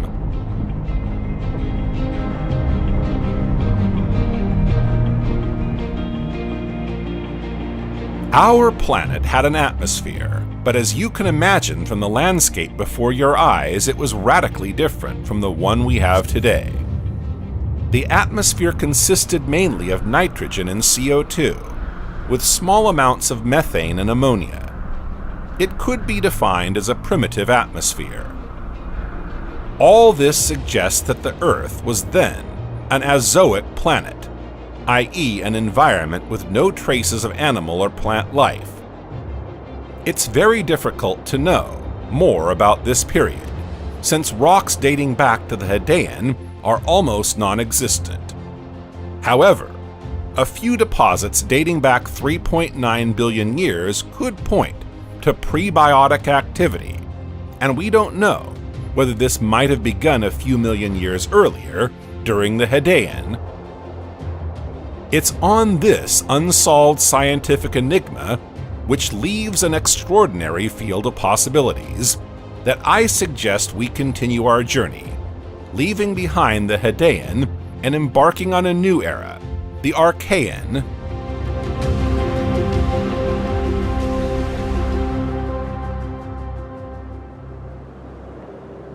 The Archean era began around 4 billion years ago. Not chosen at random by the International Stratigraphic Commission, this is the age of the oldest rocks we know. No known rock predates 4 billion years. A fundamental change took place between the Archean, the second era of the Precambrian, and the Proterozoic, the last era of this super eon. The result is a new way of functioning for our planet. To understand these new elements of the Proterozoic, you need to go back to the source of this phenomenon. You'll then be able to better understand and perceive the various consequences. Here we are, at the dawn of the Archean, just 4 billion years ago. This long period lasted nearly 1.5 billion years. The Archean was marked by intense magmatic activity, leading to the extraction of almost 3/4 of the volume of the continental crust from the mantle. We talked about the Earth's crust during the Hadean, and you'll remember that while it was solid, it was still rather thin. During this new era, it develops and thickens. While our continental crust is mainly granitic and covered with sedimentary rock, this was not at all the case 2 to 4 billion years ago. Sedimentary rock existed very little, if at all. At that time, magmatic rock was predominant. Another key feature of the Archean era was plate tectonics. Plate movements are still with us today. Traces of these movements can be found at specific points around the globe. In a continental collision, the overriding plate may advance several hundred kilometers onto the plate being overridden. It will then push shreds of the overlapped crust and form what are known as thrust sheets.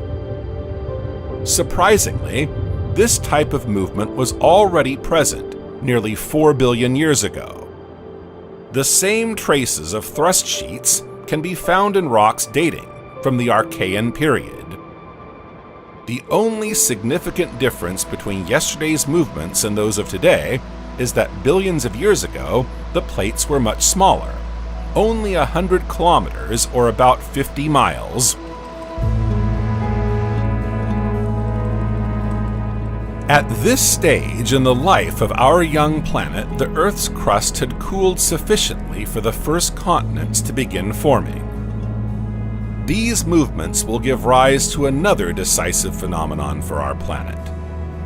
Thanks to these plate movements, we see strong mantle activity and intense periods of erosion and alteration.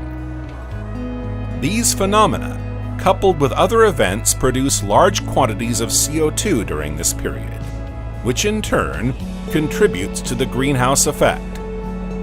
This greenhouse effect keeps the Earth's temperature above 0 degrees Celsius or 32 degrees Fahrenheit. For life to flourish, the Earth must be sufficiently hospitable.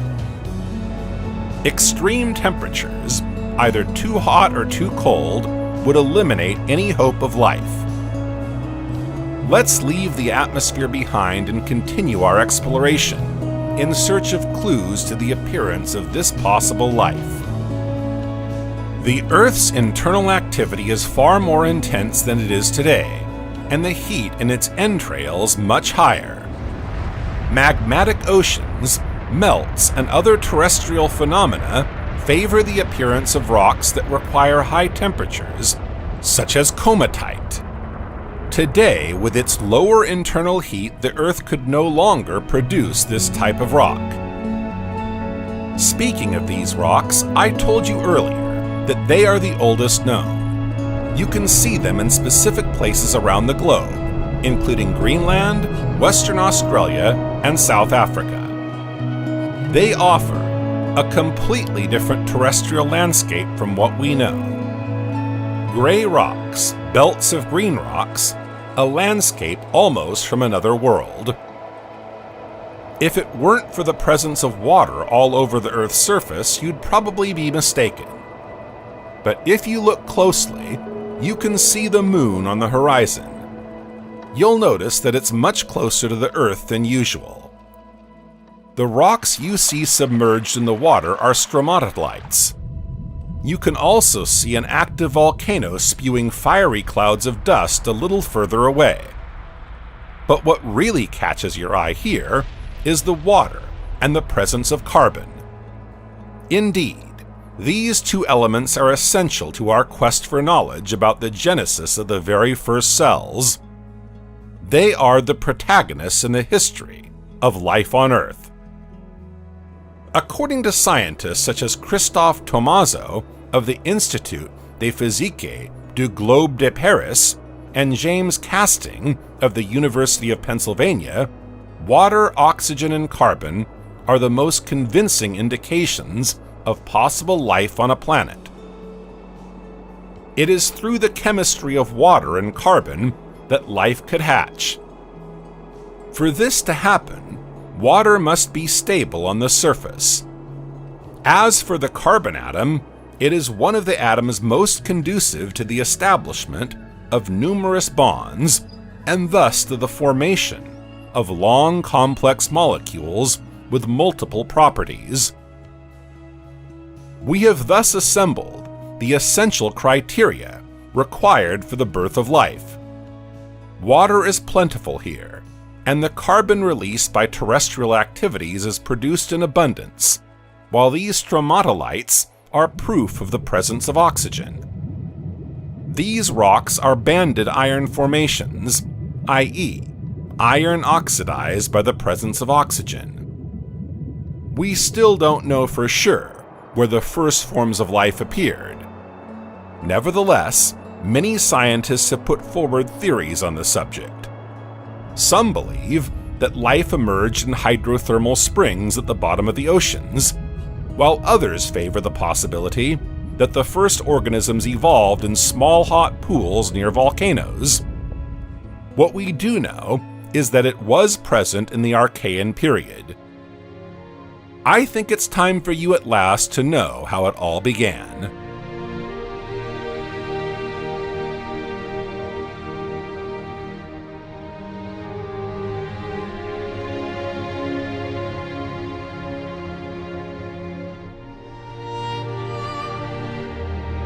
Here we are.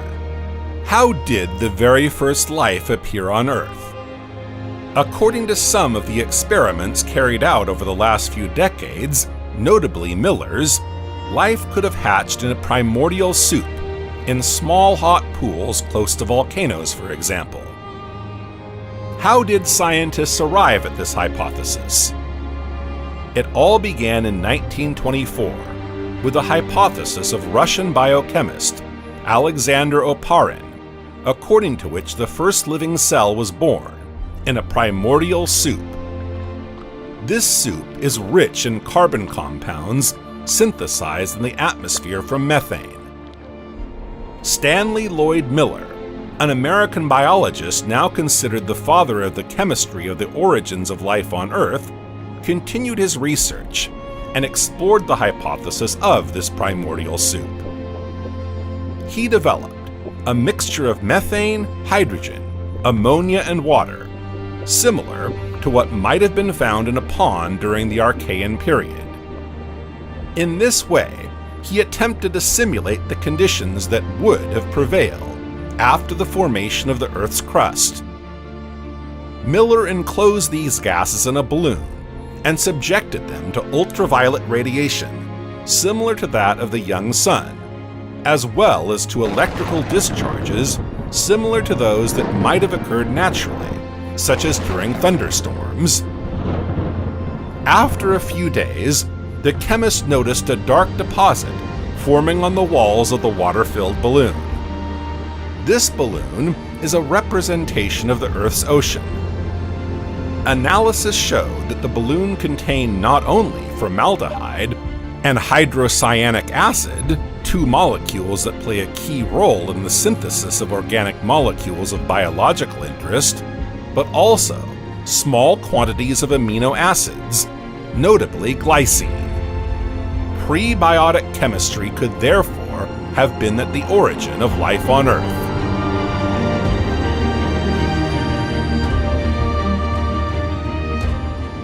It was during the Archean, and perhaps even as early as the end of the Hadean, that bits of life, the very first cells, were able to hatch. All conditions were present in this primordial soup. Then, the nature and movement of the water undoubtedly favored the development of these bacteria in the four corners of the globe. Numerous variants of Miller's experiment have since emerged as knowledge of the atmosphere and geology during the Archean period has evolved. These have helped to underpin our knowledge of the first life cells. Other discoveries, this time from outside the Earth, have led to the realization that elements favoring the creation of cells may have come from the universe. At least that's what the study of the Murchison meteorite, which fell in Australia in 1969, has revealed. It contains over 70 different amino acids, 8 of which are used in the composition of proteins.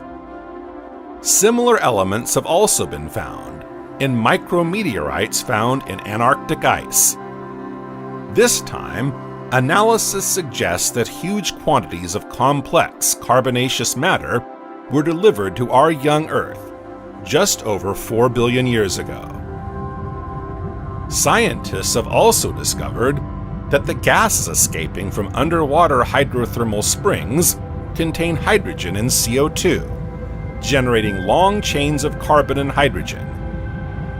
These hydrothermal springs would therefore be synonymous with the source of life, since they constitute the first steps towards membrane synthesis.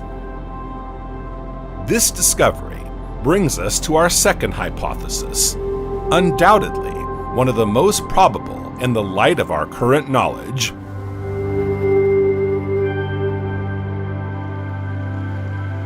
Here again, it's very difficult to be absolutely certain about the origins of life, the course of evolution, and the processes that triggered the birth of the very first cells. The laws of physics, chemistry, and even biology cannot fully solve the mystery. I'd like to give you an outline of one of the theories put forward, which is certainly as close to reality as we can get, based on the various experiments carried out and the chemical laws we know today. The origin of the first cell would ultimately be a succession of interactions and reactions. If we accept the hypothesis of hydrothermal springs, here's what would have happened. Hydrothermal springs are hot water springs found at ocean ridges, at depths ranging from 500 to 5,000 meters, or about 1,600 and 1,650 feet. They are found where two tectonic plates diverge and magma fills the openings as it solidifies. The rock then cools and cracks.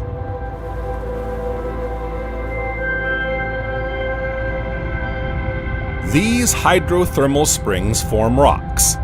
They are not smooth and totally hermetic. They are stirred up by hot water rising from the earth and cold water rushing in. The rocks have a spongy feel, even though they are very hard and solid. If you magnify part of this rock, you'll see that there are cavities of sorts. These are little cells. They make the rock permeable and are partly made up of iron sulfide.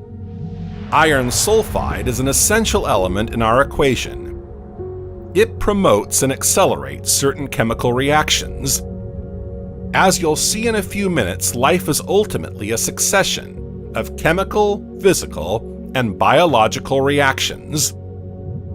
Even if you can't really see it with the naked eye, elements such as ammonia, hydrogen, hydrogen sulfide, methane, and phosphorus compounds rise up from the depths of the earth. Within these permeable rocks, acidic seawater flows intersect and intermingle with alkaline freshwater flows. This mixture of seawater and freshwater, as well as elements brought up from the earth, will react when they come into contact with each other. Each cell stores these substances and preserves them at a high temperature. Don't forget that we're standing on the edge of a hydrothermal vent. Heat favors certain chemical reactions.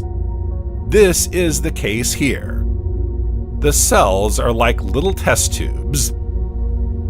This high-temperature contact between 50 and 70 degrees Celsius, or 122 and 158 degrees Fahrenheit, leads to an initial chemical reaction that releases energy and produces new substances. And not just any substances. Sugar, amino acids, and even nucleic acid bases are born. In our rock test tubes, these new elements are bathed in a mixture of water and preserved at an ideal temperature. This allows them to continue their chemical marriage. After a series of successive reactions, the amino acids bind together to form short chains. These short chains, known as peptides, are one of the prerequisites for making proteins. We're slowly approaching the first living cell. As for sugar, it binds with phosphate and one of the elements present in nucleic acid to create what are known as nucleotides. Nucleotides are one of the building blocks of RNA, one of the building blocks of proteins. Another phenomenon is at work in the molecules in these rock cavities. At the same time, other chemical reactions produce DNA. DNA is more stable than RNA, making it easier to store genetic information, something that hasn't really been the case until now. These new molecules are still very primitive. They're a blueprint for more complex life.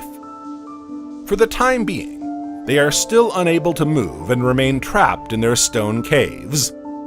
Nevertheless, they are already capable of reproducing even beyond their rocky chamber.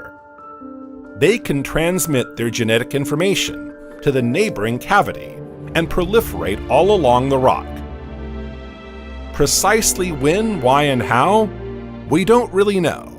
But it turns out that these molecules are also capable of producing fats or lipids. These elements are hydrophobic and cling to the rock walls.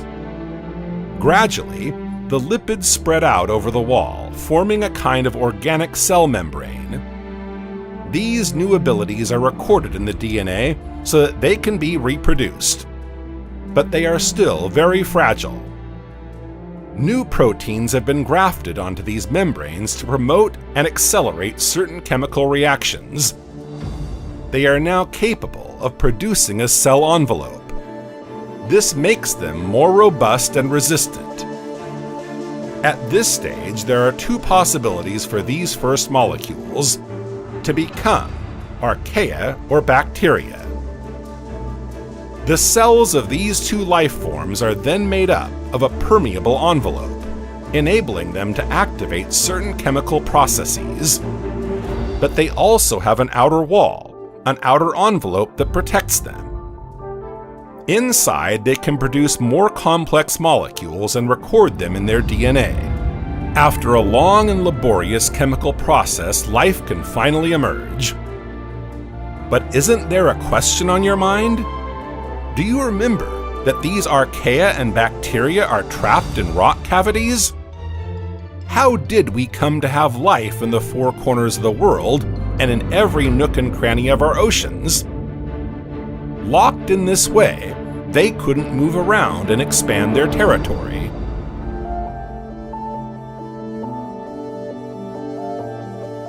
Nothing is less certain. But it is assumed the walls of the thermal vent rocks collapsed or cracked, perhaps after internal Earth activity, which would have released them. Their tough, permeable outer walls then play an essential role. They enable archaea and bacteria, once they have escaped from their protective incubator, to settle somewhere near the chimneys. A new rock, a crevice, a crack. They take up residence in a new place that offers them hospitality. Sterile and devoid of any living form, this new environment is then colonized by life. For these organisms, conquering new territories means adapting to new environments and evolving. It's the beginning of a new era in which biodiversity is in its infancy. Armed with this knowledge, you're ready to discover more about the evolution of life on Earth.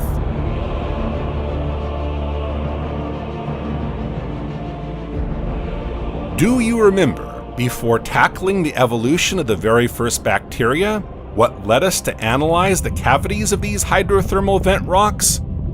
It was the stromatolites. We were faced with a landscape completely different from what you can see through your living room window. Everything seemed uninhabited.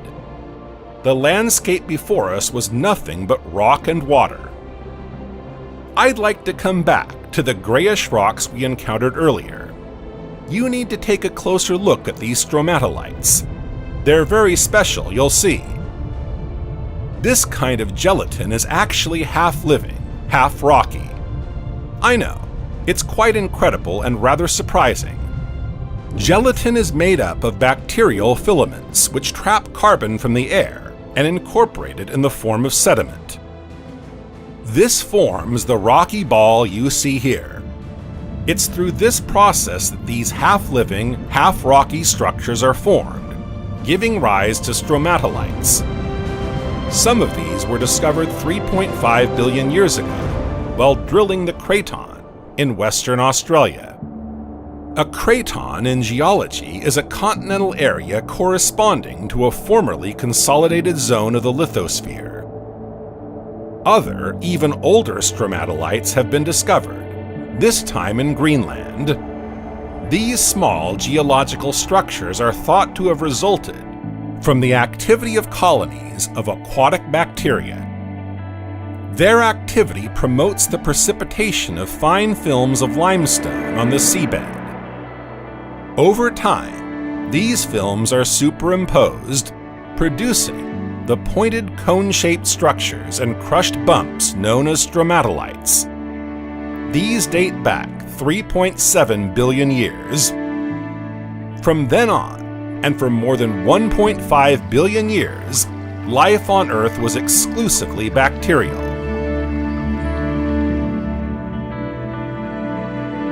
The Proterozoic is the third and final period of the Precambrian. It spans almost 2 billion years, from 2.5 billion years ago to 542 million years ago. This eon is divided into three periods. The Paleoproterozoic, from the Greek paleos, meaning ancient, stretches from 2.5 to 1.6 billion years ago. Mesoproterozoic, from the Greek mesos, meaning middle, from 1.6 to 1 billion years ago.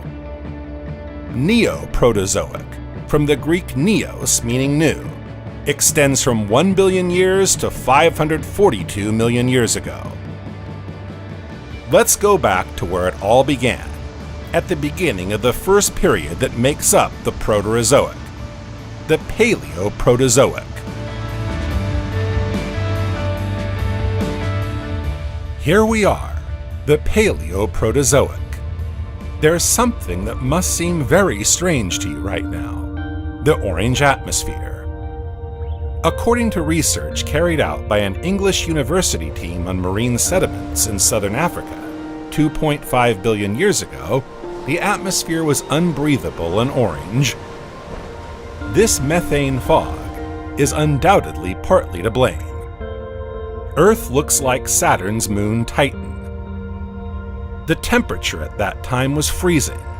Between 2.5 and 2 billion years ago, the Earth underwent a major period of glaciation. A few hundred million years later, it would experience others. You're probably cold just looking at these images. It has to be said that temperatures during this period were far from mild. Surface temperatures averaged minus 25 degrees Celsius or minus 13 degrees Fahrenheit. But minus 50 degrees Celsius or minus 58 degrees Fahrenheit are not uncommon in the region. The Siderean, the first period of the Paleoproterozoic, and part of the following period, the Rhyatian, saw one of the most severe ice ages the Earth has ever known. This glaciation, known as the Huronian glaciation, took place between 2.4 billion and 2.1 billion years ago. It was one of the most important glaciations, but also one of the longest, 300 million years. There are currently two hypotheses still under debate as to the cause that led to this glaciation of the Earth. The first involves a reaction between oxygen and methane. This phenomenon, known as great oxidation, transformed methane into carbon dioxide by reacting with methane. This mass-produced carbon dioxide would have produced a greenhouse effect 30 times smaller. Another hypothesis is that volcanoes were dormant for almost 250 million years. With much less carbon dioxide present, the greenhouse effect would have been correspondingly reduced.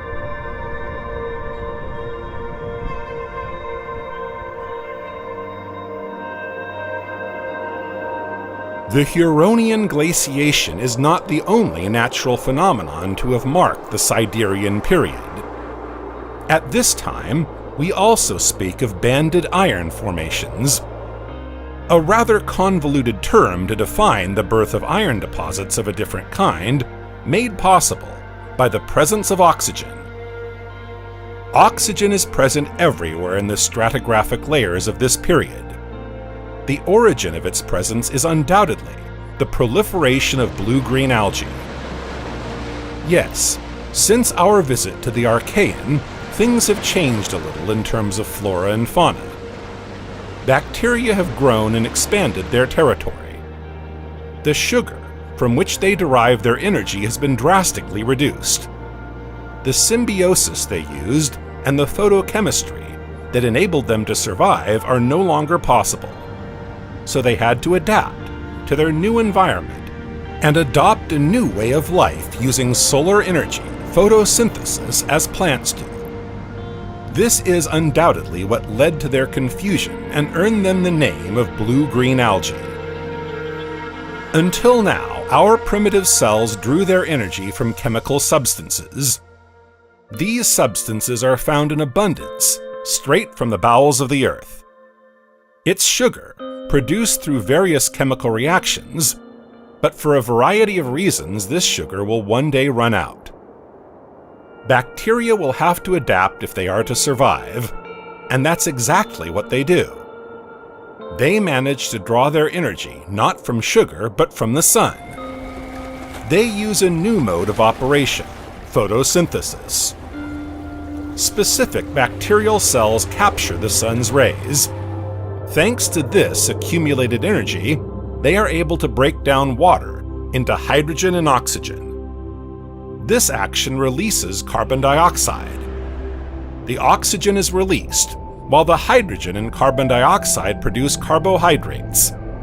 And these carbohydrates are rich in energy. They're what keep bacteria alive. These photosynthetic cyanobacteria are unicellular, prokaryotic organisms, i.e., their cell structure does not include a nucleus. By using the sun as an energy source to synthesize organic matter, they release oxygen. Lots and lots of oxygen. The first oxygen molecules triggered a series of reactions, bringing about new changes for our planet. Initially, the production of oxygen was offset by the production of iron oxide, and probably had no real impact. But the process soon reached saturation point. There was no longer any reaction to stop the release of oxygen molecules into the air. If the Amazon is the green lung of our planet, the ocean is the blue lung, and the very essence of the air we breathe. It is from the ocean that we still derive much of the oxygen we breathe today. The presence of oxygen in the atmosphere encouraged new transformations in the first living organisms. Hitherto prokaryotic, eukaryotic organisms with well-defined nuclei are now emerging.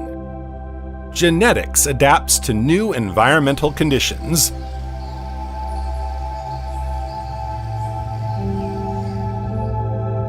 Look, here are two algae, two new organisms that symbolize the first steps of evolution. The first is a green algae, of the chlorophytus class, The second is a red algae, of the Rhodophytus class. Both use photosynthesis to synthesize organic matter. These multicellular organisms also contribute to the expulsion of oxygen into the atmosphere. But they're far from the only ones to populate the ocean. Many other species have made a place for themselves. Here we find another multicellular eukaryote, quite similar to algae, the Grypania spiralis. It's thread-like and twists itself, a bit like a whirlpool. And here's Eosphera. We've learned a lot about this spheroidal organism. From the first elements we were able to analyze, it appears that it reproduces by fission. Each new cell remains attached to the mother cell, forming a mucilaginous sheath. During the same period, we also find a type of plankton that also uses photosynthesis to survive, phytoplankton. We could stop here on the presentation of paleoproterozoic animals. Until a few years ago, it was thought that only single-celled organisms populated the world. But in 2010, a university team from Poitiers, France, discovered nearly 250 fossils in Gabon, near Franceville. And, incredible as it may seem, they date back 2.1 billion years. We could never have thought that multicellular organisms could have colonized the planet so many years ago. The oldest, those of the Ediacaran fauna, which we'll talk about later, date back some 600 million years. Before the discovery of Franceville, these fossils were the oldest known traces of living organisms. Here we have representations of these complex multicellular organisms with soft, gelatinous bodies. They are neither quite animals nor quite plants. In the end, we know very little about these organisms, apart from their great variety of forms. You can see lobed organisms with serrated edges, smooth-edged organisms, slender, elongated organisms, discoid organisms, or even some with an accumulation of small rounded subunits.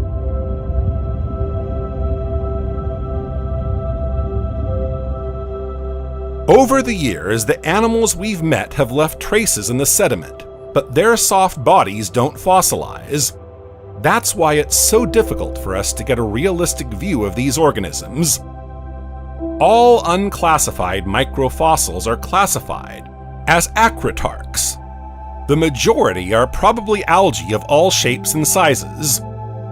Although they differ in appearance, they all have one thing in common: oxygen production. For many bacteria, the increase in oxygen in the atmosphere represents unprecedented chaos.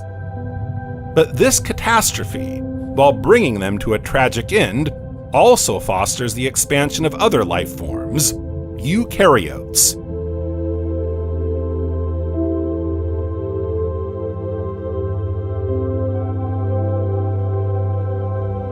When we speak of a unified Earth and a supercontinent, we usually mean Pangea. But the continents have only linked and unlinked over billions of years. Pangea was not the first supercontinent to form. At the very beginning of the Mesoproterozoic, a supercontinent called Columbia began to break up.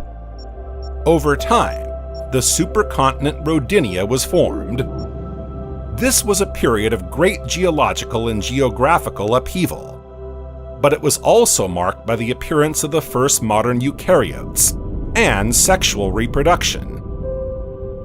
Let's take a look at one of these specimens. Meet Bangiamorpho pubescens, a red algae. It's one of the oldest complex multicellular organisms known today. So far, we've talked a lot about how these organisms derive their energy, or about their many and varied forms. But during the Mesoproterozoic era, 1.2 billion years ago to be precise, an incredible event occurred that turned evolution on its head.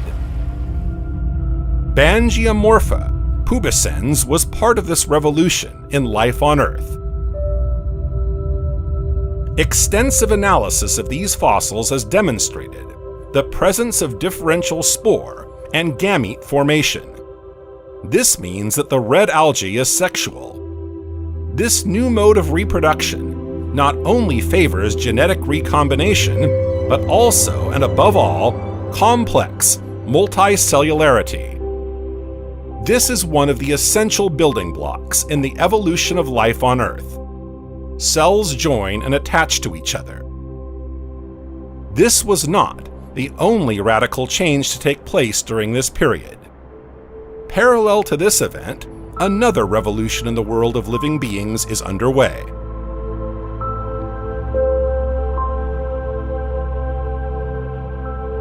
Cells pass a new milestone.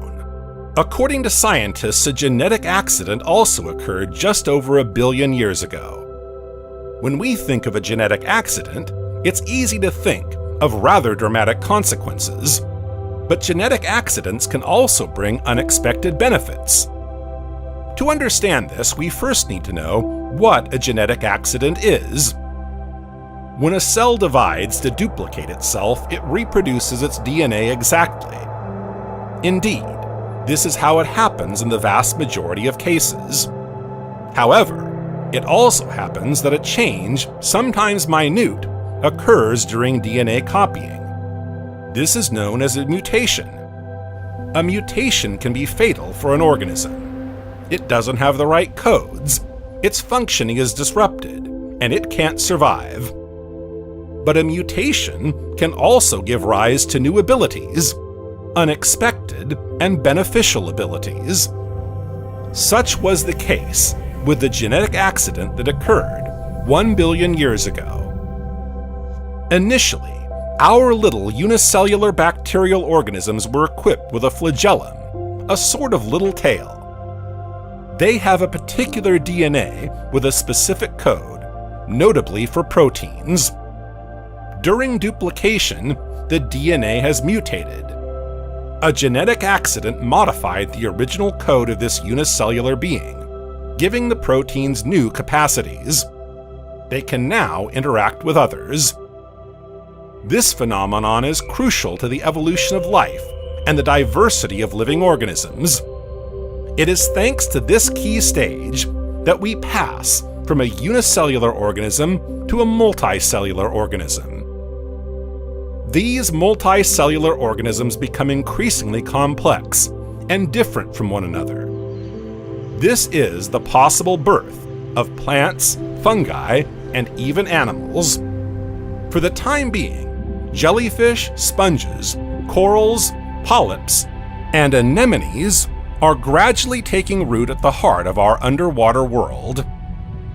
It's time for us to meet a handful of them in the next period. See you in the Neo-Proterozoic!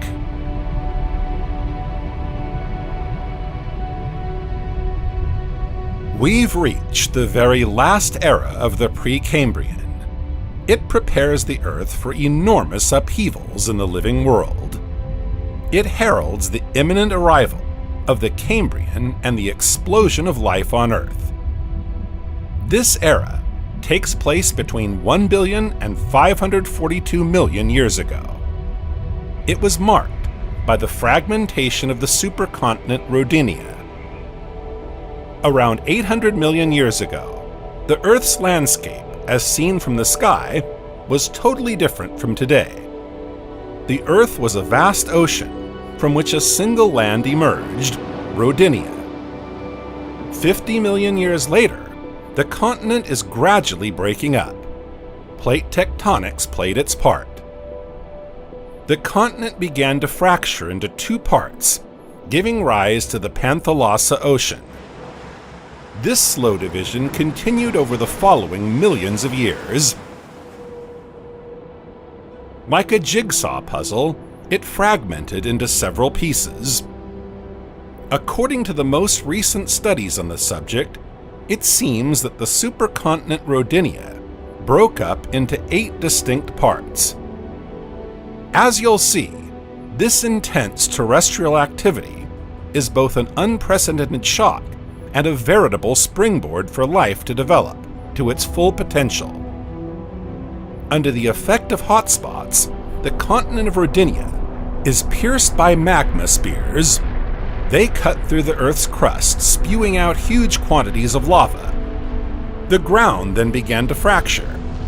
This event was accompanied by the opening of oceans and inlets, which increased the amount of water vapor in the atmosphere, and hence rainfall.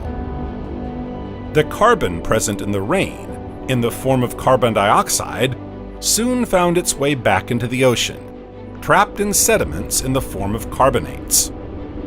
At the same time, the enormous lava flows produced by the Rodinia fracture formed basaltic surfaces on the surface of the continents.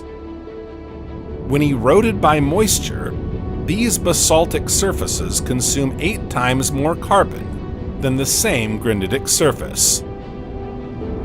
Over thousands of years, atmospheric CO2, a greenhouse gas, decreases drastically.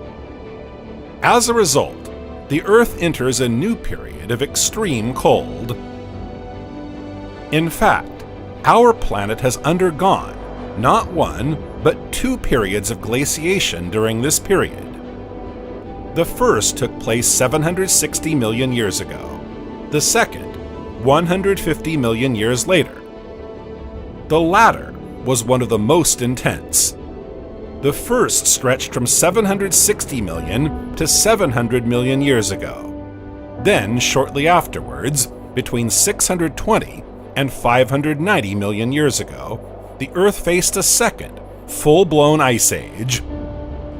The warming between the interglacial periods was due to volcanism, which was very active during this period of supercontinent fragmentation, releasing large quantities of CO2 over millions of years, triggering a greenhouse effect large enough to thaw the Earth. Bits of life seem to have found refuge to survive this difficult period.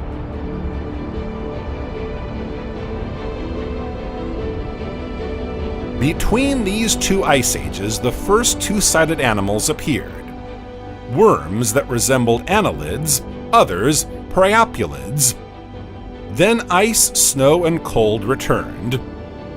Our planet was nicknamed Snowball Earth. Seen from space, you probably wouldn't recognize our blue planet. Covered in ice and snow, the pack ice extended, according to studies, perhaps as far as the equator. While this line is synonymous with humid heat, dense, lush forests, incredible waterfalls, and an extraordinarily rich fauna at that time, the equator line would have been almost frozen in ice.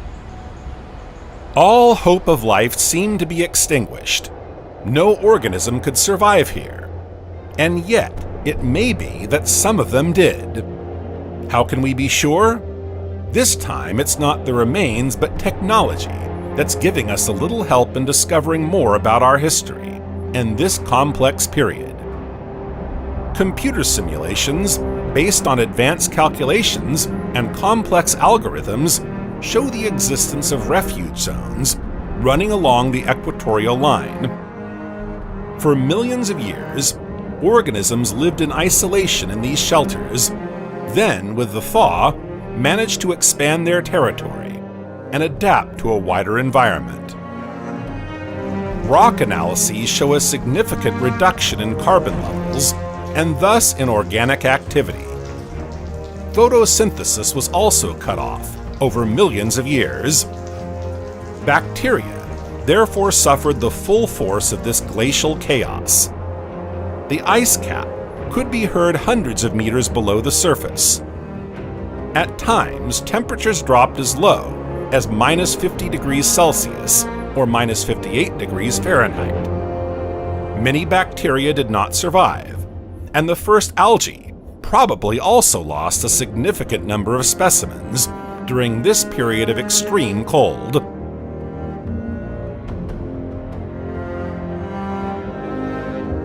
One might think that this glaciation dealt a fatal blow to the evolution and expansion of life on Earth, but it would be a mistake to stop at this preconceived idea. Life is an eternal adaptation. That's what evolution is all about. Look at this little organism. It's a trichoplax. At first glance, it doesn't look like a highly evolved creature.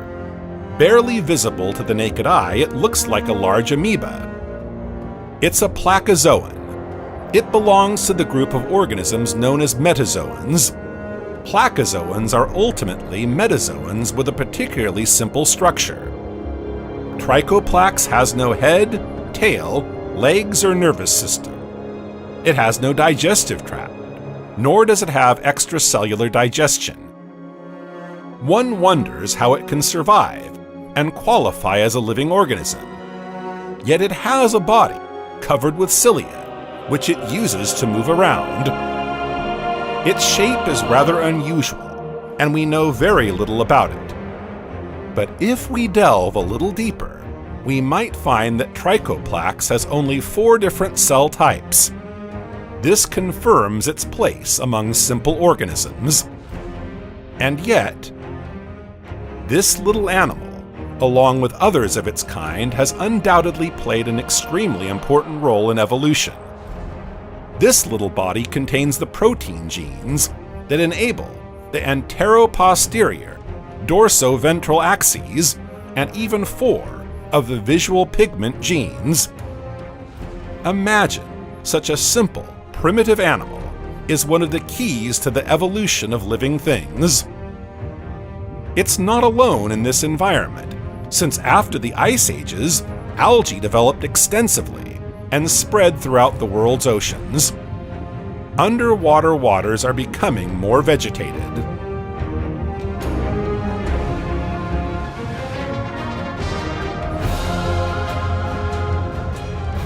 Contrary to appearances, this climatic catastrophe was a godsend. It led to a major diversification of living organisms. When the thaw starts, a whole series of chain reactions ensues. The erosion of continents as the ice melts is said to be responsible for the release of vast quantities of nutrients. This abundance of nutrients encourages the expansion and proliferation of phytoplankton. As a domino effect, or snowball effect in our case, the presence of phytoplankton has encouraged the release of oxygen into the atmosphere. This element is one of the keys to the emergence of multicellular life. It exploded in the Cambrian. But for this explosion of life to take place within a few 100 million years, there is still a long way to go in the Proterozoic. Let's explore the oceans to discover the many organisms of this period. The big problem we've had so far is that organisms were made up of soft bodies. After so many years, time has taken its toll on the traces and vestiges of the past. But by the end of the Proterozoic, fossil remains were making it possible to learn more about the flora and fauna of this pivotal period in biological evolution, thanks in particular to the discovery of the Ediacaran fauna.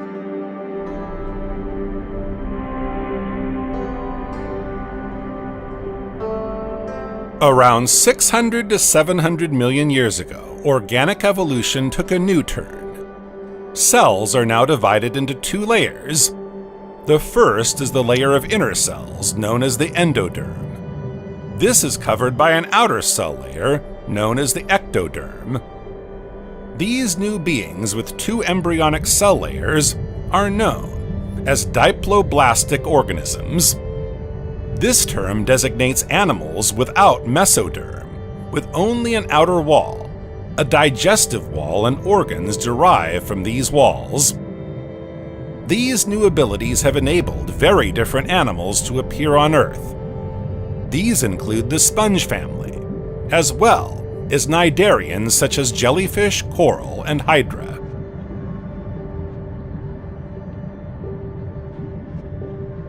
For the first few billion years, life was only possible in an aquatic environment.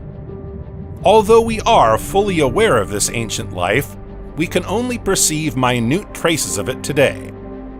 What's more, these organisms have evolved very little so far. Perhaps some chemical evolution has taken place, but again, this is impossible to determine today. The remains of the past are too vague, too abstract, to draw any real conclusions. Scientists have great difficulty differentiating between certain remains. Are they the remains of bacteria or algae? Only size can sometimes distinguish between the two. But from now on, everything changes and everything becomes possible. Earth will never again be uninhabited. Evolution is underway. Life takes on a new lease of life. Although organisms always consist of a soft body, they also have integuments, i.e. a set of external structures, an integumentary system, which protects the animal from the outside environment.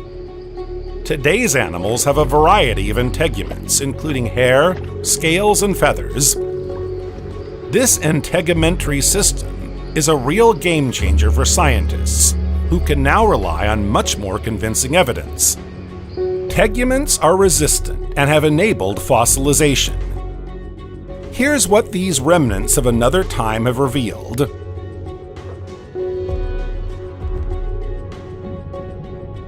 The first thing we notice is that organisms begin by gaining a few centimeters. For billions of years, they remain microscopic.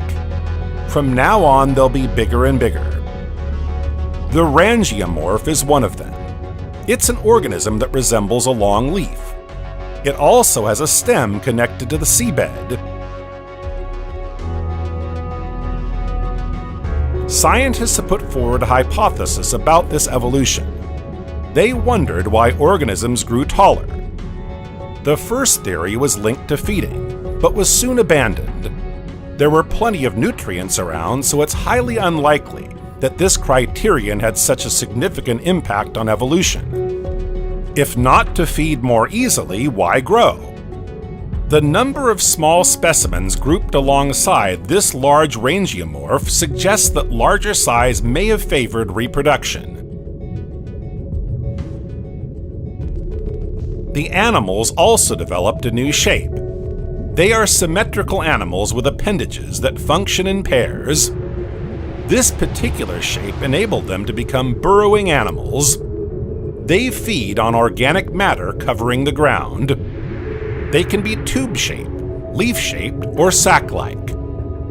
The main representative of these late Proterozoic animals are grouped together in what is known as the Ediacaran fauna. It has been so named since the discovery, in 1946, of a wide variety of fossils around 560 million years old in Australia's Ediacaran Hills. Since then, similar specimens have been found elsewhere in the world, including Canada, South Africa, Siberia, and Europe. Here are a few animals from the Ediacaran fauna. Here, these circular animals with concentric rings are Aspidella. They measure up to 8 centimeters or 3 inches long, and 4 centimeters or 2 inches wide. A little further on, it's a Charnia. There are 3 known species of Charnia: Charnia wardi, Charnia antecedens, and Charnia masoni. The latter looks a little like a feather or leaf. The Charnia wardi genus was one of the largest, growing up to 2 meters or 7 feet.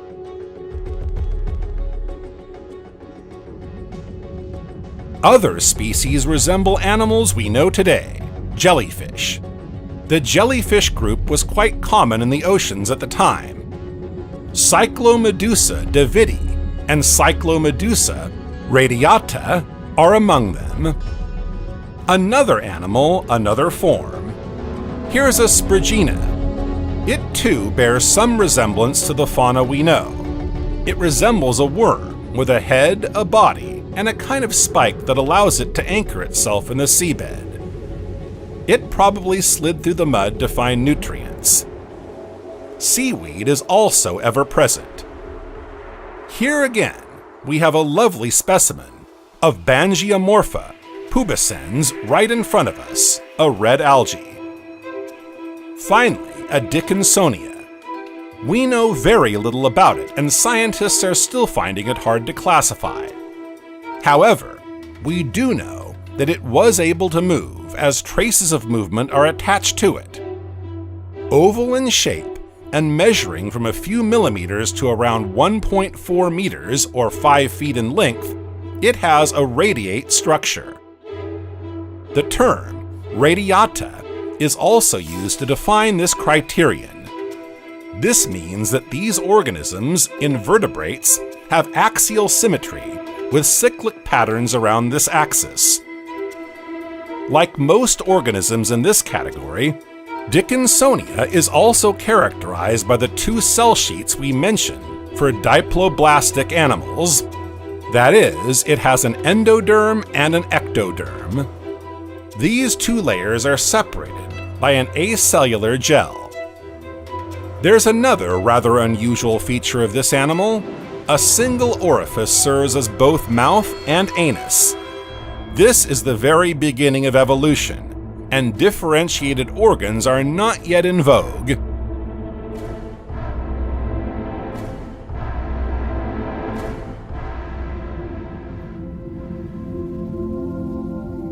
Summing up the main stages of biological evolution in a few lines, it all really began 3.9 billion years ago. It's possible that this event occurred earlier, but there are no remains to confirm this. At that time, the largest living creatures were only 1/10 of a millimeter in size and were limited to the kingdom of bacteria. Nearly 1 billion years later, around 2.8 billion years ago, the cellular world evolved, leaving a small space for eukaryotes, organisms with a nucleus. They are capable of symbiosis with proteobacteria. They draw their energy from substances supplied by the Earth. A few 100 million years later, around 2.1 billion years ago, a new type of eukaryote appeared, more complex and elaborate. This time, these cyanobacteria took advantage of photosynthesis and drew their energy from the sun. By the end of the Proterozoic, more varied forms of organisms had become part of the cycle of life. They were able to move, were sexually mature, and diploblastic. Underwater riches are flourishing. Yet 542 million years ago, all these organisms disappeared. We don't know what caused this mass extinction. No meteorite, no volcano, no major glaciation was responsible for the disappearance of all the primitive forms of the Precambrian. But it is sometimes in the midst of chaos that positive things can happen. The Ordovician has left its mark all over the globe. It allows us to establish how the continents were laid out at this time in the planet's history. Geologically speaking, the Earth changed little between the Cambrian and Ordovician periods. Land masses are still mainly located in the southern hemisphere. The northern hemisphere is still almost entirely covered by the waters of the Panthalassa Ocean. Only the continent Siberia and a small part of Laurentia have found their way into this hemisphere. The supercontinent Gondwana, partly covered by shallow seas, occupies almost the entire southern hemisphere. It includes South America, Africa, India, Australia, and Antarctica. In the intertropical zone, the three small continents that have recently formed, Laurentia, which corresponds to North America, Siberia, and Baltica, lie in the tropics. Numerous volcanic arcs are scattered around, mainly bordering the coasts of the Lapitous Ocean, and a newly formed ocean, the Rheic Ocean. The opening of the latter further south between the Baltic and Gondwana initiated the closure of the Lapitous Ocean, but also the displacement of the supercontinent, which gradually moved away from the equatorial latitudes towards the South Pole. During this period, orogenic activity is very low. The mountain-building process was therefore limited to a few collisions between island arcs or ribbons of microcontinents against the south coast of the Laurentia continent. At most, a few small terrains or pieces of the Earth's crust, which detached from this megacontinent during the Lower Ordovician, will become attached to it during the Middle Ordovician. This geological phenomenon is known as the Taconian orogeny. It corresponds to a folding phase that lasted almost 10 million years before giving rise, after a long geological process, to the assembly line known today as the Appalachians. The separation of the continents reached its climax during the Middle Ordovician, the period of the Paleozoic era with the greatest number of continents. It was only much later, at the end of the Paleozoic, that they began to come together again. The Rheic Ocean Ridge showed strong activity at the beginning of the Ordovician. This led to the overflow of oceans into continental surfaces. It was during the Middle Ordovician that sea levels peaked, reaching, according to some estimates, 200 meters or 650 feet above today's values. While the tropical zone is the widest of known fossil times, by the end of this period, the supercontinent Gondwana had taken root at the South Pole, where it was gradually covered by an imposing ice cap.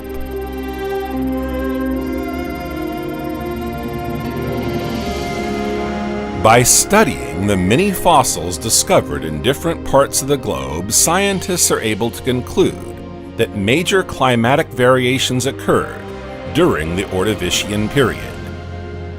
A considerable rise in sea level, as well as the proliferation of life in marine ecosystems over a given time, corresponding to the Middle Ordovician, demonstrate that drastic climate changes took place during this period. Similarly, the sharp decline or even extinction of many species suggests that some of these changes were probably rapid, leaving little or no opportunity for existing organisms to evolve serenely.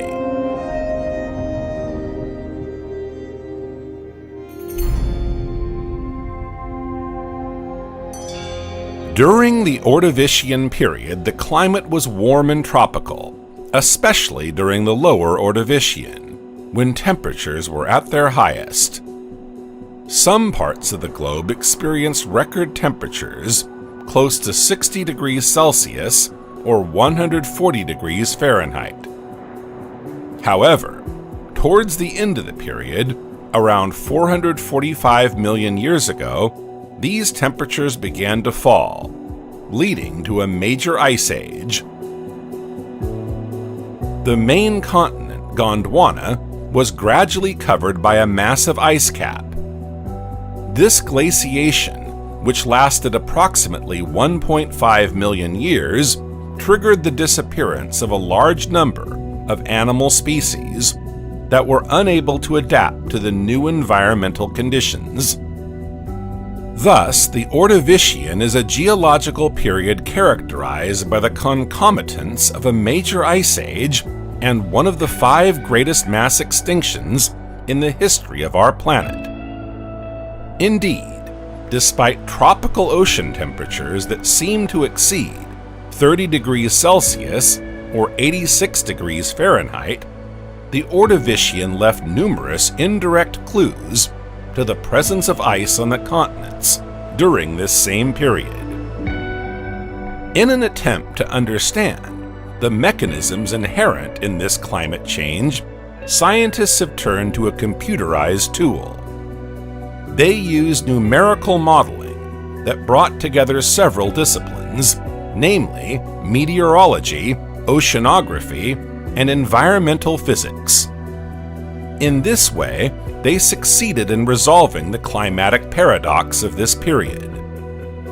Comparison of the numerical simulations with a wealth of sedimentological, geochemical, and micropaleontological data suggests that the first stage in the growth of an ice cap occurred as early as the Middle Ordovician, more precisely during the Darwinian stage, as evidenced by the variations in sea level, attested for the same period.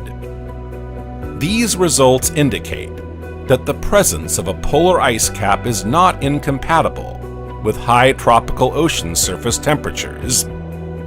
Gradual ice growth would then have allowed the ice cap to reach tropical latitudes, marking the onset of the Hernantian glacial maximum.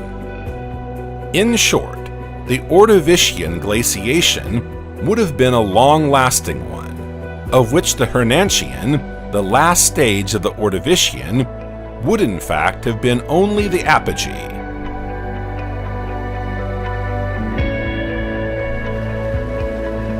Thanks to a relatively warm climate, the Ordovician was a very prosperous period. Life already existing, but mainly located near the seabed, multiplied in an exceptional way. This period is defined as the event of the Great Ordovician Biodiversification. During this relatively short period of only 25 million years, the oceans were truly filled with numerous families and genera of living organisms. There are many reasons for this unprecedented expansion of marine life.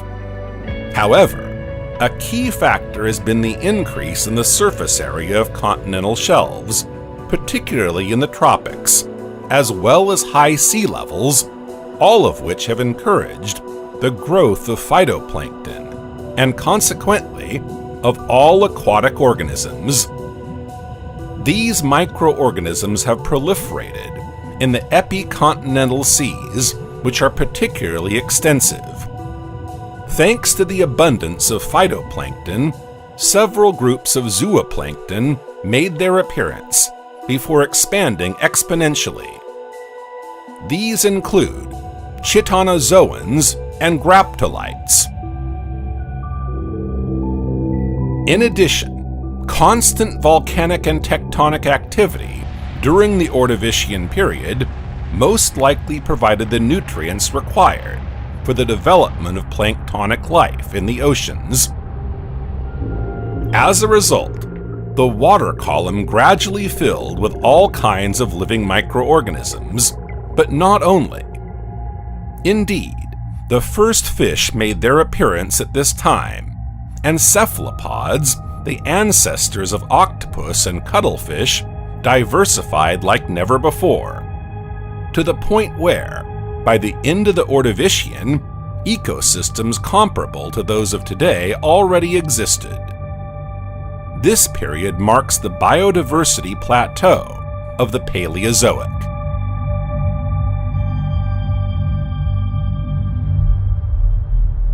Life became so abundant in the oceans that it eventually began to spread on land too. Fossils of spores, the microorganisms that form part of the life cycle of many bacteria, plants, algae, fungi, and even some protozoa, have been found in sediments attributed to the Upper Ordovician period. Similar to contemporary liverworts, these first land plants were most likely descended from green algae, already widespread during the Cambrian, the preceding period. Their proliferation was confined to shorelines and coastlines, where they formed a low-growing carpet.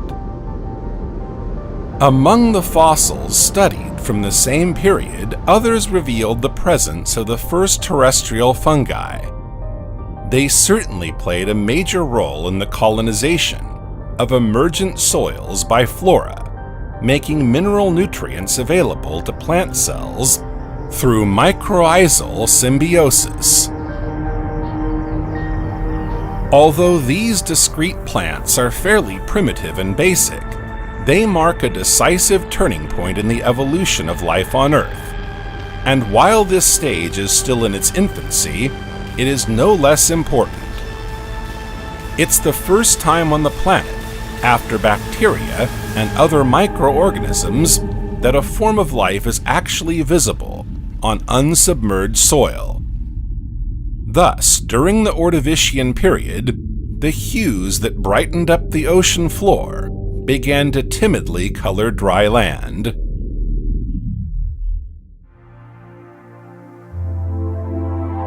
Although this transitional period is decisive in our planet's geological history, it has long been overlooked. Indeed, until the early 2000s, only two major lagerstätten, i.e. sedimentary deposits containing a wide variety of fossils, testifying to the Ordovician period, had been recorded. The first is located in New York State, USA. This is Beecher's trilobite bed, located in the Frankfurt Shale at Cleveland's Glen. It is associated with very particular environments, namely deep hydrothermal springs, in which low-diversity faunas dominated by a few arthropods thrived. Only 3 to 4 centimeters or 2 inches thick, this lagerstätten revealed numerous trilobites in an exceptional state of preservation, particularly of their ventral anatomy and soft tissues, the latter preserved by pyrite replacement. This mineral, which is an iron sulfide, allows X-rays to be used to study the finest details of soft tissue anatomy. The fauna of this site is largely composed of the trilobite, Triarthris etoni. It alone accounts for 85% of the organisms studied. Other species include graptolites, colonial filter feeders, branched algae, brachiopods, and other enigmatic taxa. Among the many trilobite specimens of Cryptolithus, Bellulus, Cornoproteus beecheri, and Primaspis crocetus have also been inventoried. In terms of population, it belongs to the penultimate stage of the Upper Ordovician, the Hadean. The second proven lagerstätten from the Ordovician to the 2000s was discovered in South Africa. This is the Soom Shale. It reflects the population of the Hernantian, the very last period of the Ordovician. Only the remains of pelagic organisms, i.e., those living in the water column, have been discovered here, thanks to their good state of preservation. These include arthropods, cephalopods, conodonts, and agnathan fish. However, these two conservation sites, like others, are far from providing as much information as those collected for the previous period, the Cambrian. All the more so as they provide new elements that only concern the end of the Ordovician. Nevertheless, as fossils are discovered, they continue to advance our understanding of this period.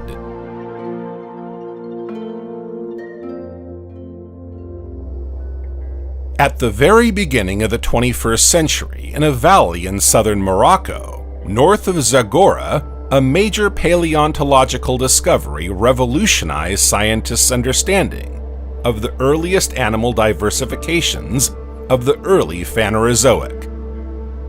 This is the lagerstätten Lesphozota. The importance of the treasures delivered in this area even gives it the honor of being named by some the Ordovician Burgess Shale of Morocco. This storage site is an exceptionally well-preserved Ordovician deposit. But more importantly, it has yielded abundant, and last but not least, highly diversified marine faunas, some of which are attributed to the lower Ordovician. It has been selected as one of the 100 most important geological sites in the world because of its role in understanding Ordovician evolution.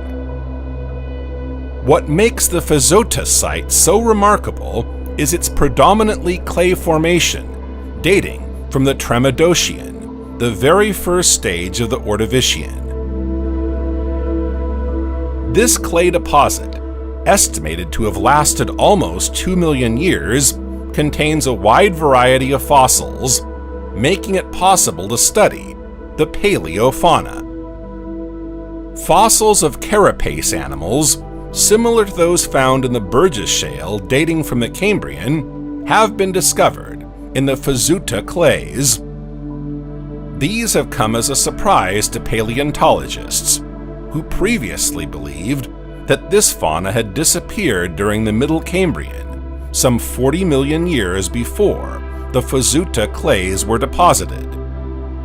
This paleofauna also reveals crown group taxa, whose presence was unknown in the lower Ordovician. While the Photosynthesis fauna is dominated by trilobites, it also contains a high abundance of xiphosurid arthropods, paleoscolicid worms, annelids, mollusks, brachiopods, and connular worms. Graptolites are also abundant.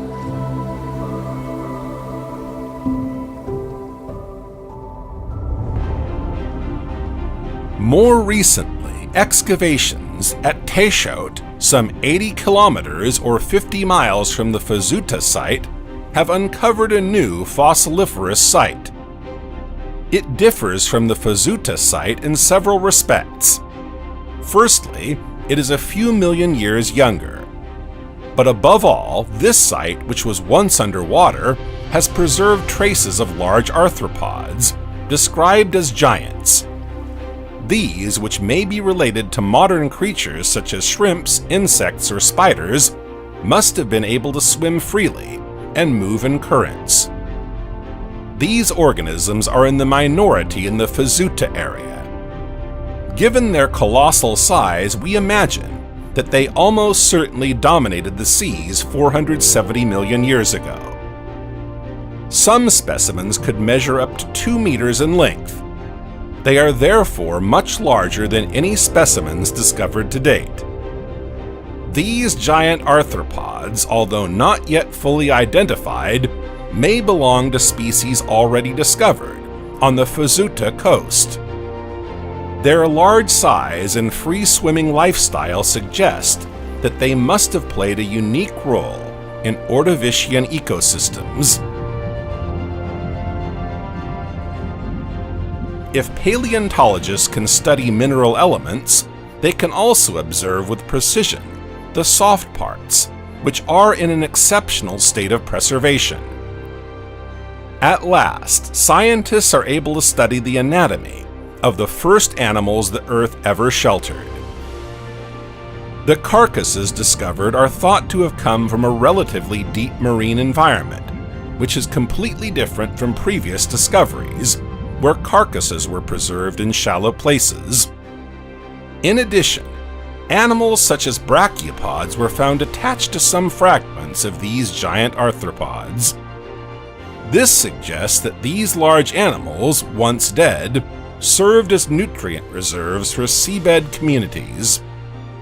The remains of Tayshout's fossilized organs enable scientists to map the marine environment of the early Ordovician period with some precision.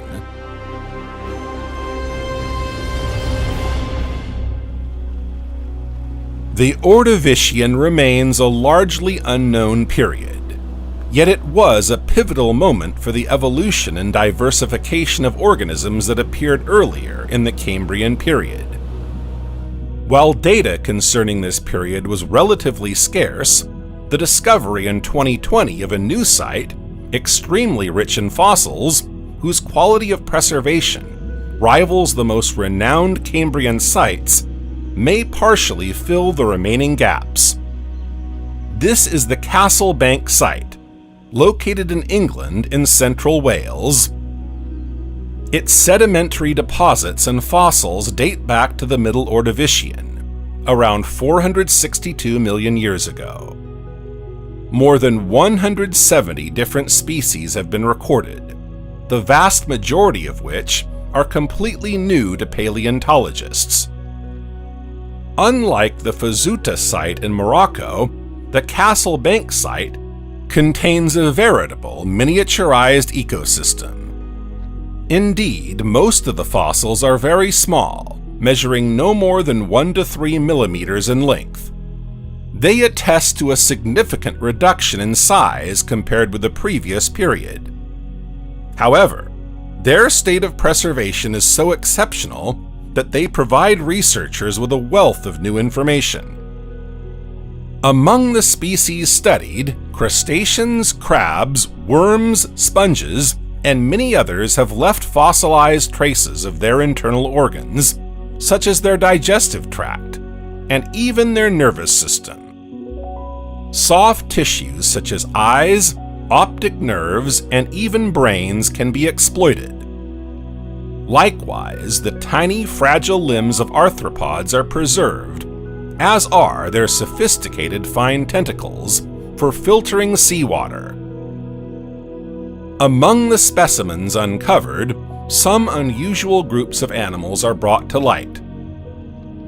Opabenids, arthropods with a vacuum cleaner like proboscis, are described, as are Wiwaxids, oval-shaped mollusks with soft bellies and backs covered with rows of scales. Other insect-like creatures probably distantly related to this category have also been described.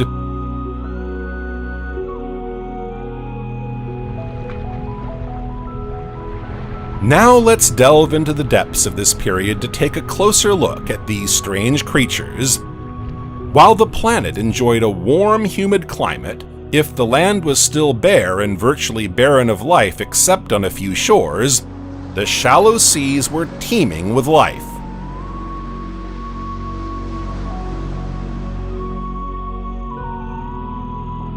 Brachiopods were extremely abundant during this phase of evolution, still largely dominated by invertebrates.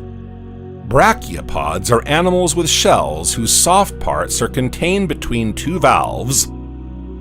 Although they resemble bivalves like clams, the body parts inside the shell are very different.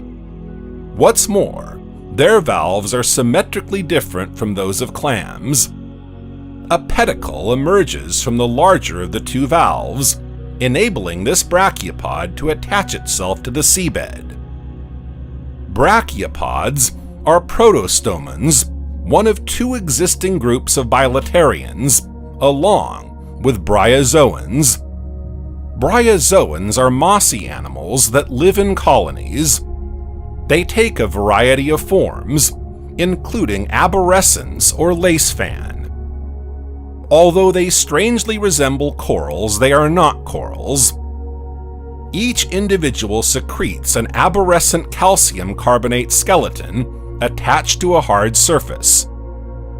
Each specimen, called a zooid, usually measures less than 1 millimeter in length and lives in its own little lodge. All interconnected, they form colonies containing millions of zooids, which can grow to several meters in size. Within the same colony, each individual plays a distinct role. Some gather food, others help to strengthen the group. Finally, some of these individuals contribute to cleaning. To feed, bryozoans create a water current that brings tiny creatures to their mouths.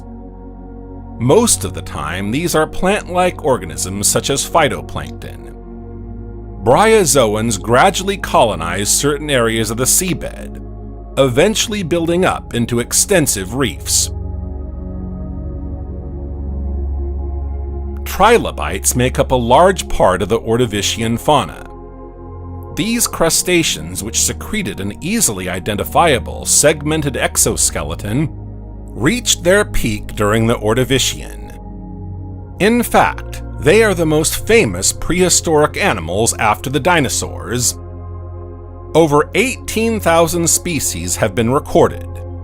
They ranged in size from 1 to 70 centimeters or 0.3 to 30 inches in length. And their way of life covered the whole range of thalassic environments. Some were detritus feeders, grazers, or even predators. While a few species mastered swimming, the majority of trilobites moved along the seabed, burrowing into the sediment to escape predators. Trilobites also developed the first advanced visual system. All trilobites had a head, called the cephalon, a thorax and a tail, as well as pairs of biramid legs on the ventral side. As with crustaceans, these legs had two branches, one serving as a gill for respiration, the other for locomotion and feeding. Among the most common trilobites, Cryptolithus measured around 1.5 centimeters or 0.6 inches in length, and Acidaspis nearly 2 centimeters or 0.8 inches. But there were also specimens of far more spectacular dimensions. These included the calamine, between 2 and 5 centimeters or up to 2 inches, and above all, the Isoletus, which could commonly reach 38 centimeters or 15 inches in length. However, the world's largest trilobite species ever discovered is Isoletus rex. Its complete fossil measures no less than 72 centimeters or 28 inches long, and 40 centimeters or 16 inches wide.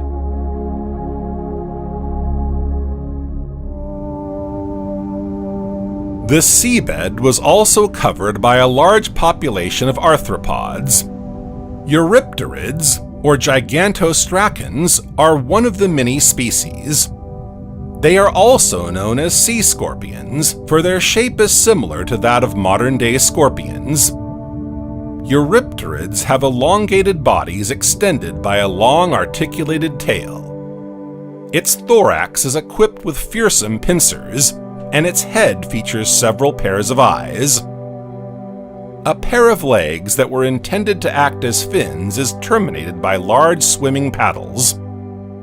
Finally, most species are equipped with a tapering string at the end of the tail, which may well have served, if not to inject venom into some prey, to lacerate it. The size of Eurypterids was highly variable and probably depended on environmental factors, lifestyle, and taxonomic affinities. While the majority of arthropods were small-bodied and probably scavengers, the Eurypterid was undoubtedly one of the most feared predators of the Paleolithic oceans, commonly measuring a meter in length.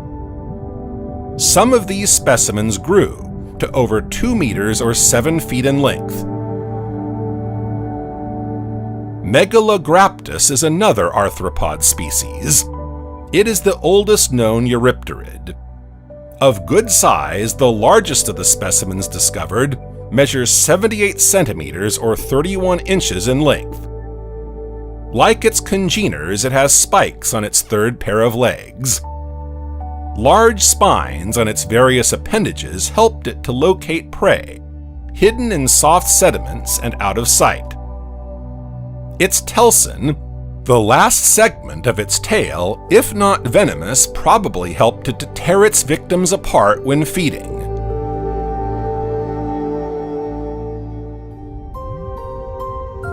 During the Ordovician period, many new forms of echinoderms appeared, including sea stars, sea urchins, and crinoids. At that time, there were some 20 classes.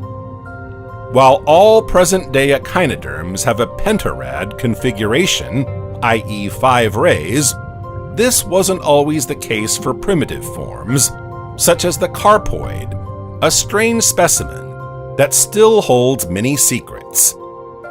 Its truncated tail turns out to be a single arm at one end of its body. The animal's mouth is concealed on its underside. This single arm was probably as much for moving around on the seabed as for feeding. Given its morphology, it was probably a detritivore. The Ordovician period is also marked by the presence of large numbers of graptolites. These animals, living in colonies of 3 to several thousand individuals, belong to the Hemichordae phylum. They resemble coral polyps, made up of coiled toothed tubes, and are gathered around a main stem, on which small cells shelter each individual specimen. These colonies of animals, floating or attached as the case may be, measure from 10 millimeters to almost a meter in length. The names of the different graptolite genera refer to the appearance of their branches and their number. Monograptus, for example, has a single linear branch, while Didymograptus and Tetragrammatus have 2 and 4 respectively. Spirograptus has a single spiral branch.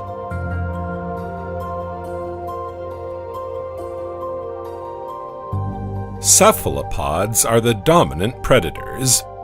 Cephalopods lived in front of a long shell, called a chambered shell, because it was made up of several partition cavities. While some, like ammonites, had spiral shells, others were classified as orthoconic cephalopods. As their name suggests, they had a straight shell. This could be extremely large, reaching up to 6 meters or 20 feet in length, in the case of Camarasaurus. Another species, Treptoceras, was usually around a meter long. Cephalopods were formidable predators, moving at will through the water column. It controlled its buoyancy by varying the amount of air in the various chambers of its shell. It was able to move by reaction, forcefully expelling the air contained in its body. Like a squid with a protective shell, this predator was at the top of the food chain. Thanks to its strong tentacles, it could dexterously capture any coveted prey, especially the trilobites that lived in great numbers on the sediments. All he had to do was carry his trophies to his mouth. This beak-shaped mouth was located in the center of the tentacles. In modern cephalopod groups, this shell has since shrunk considerably, or even disappeared altogether. Today, for those specimens that still have it, it is no more than a relatively small internal structure. Modern cephalopods include squid, octopus, nautilus, and cuttlefish.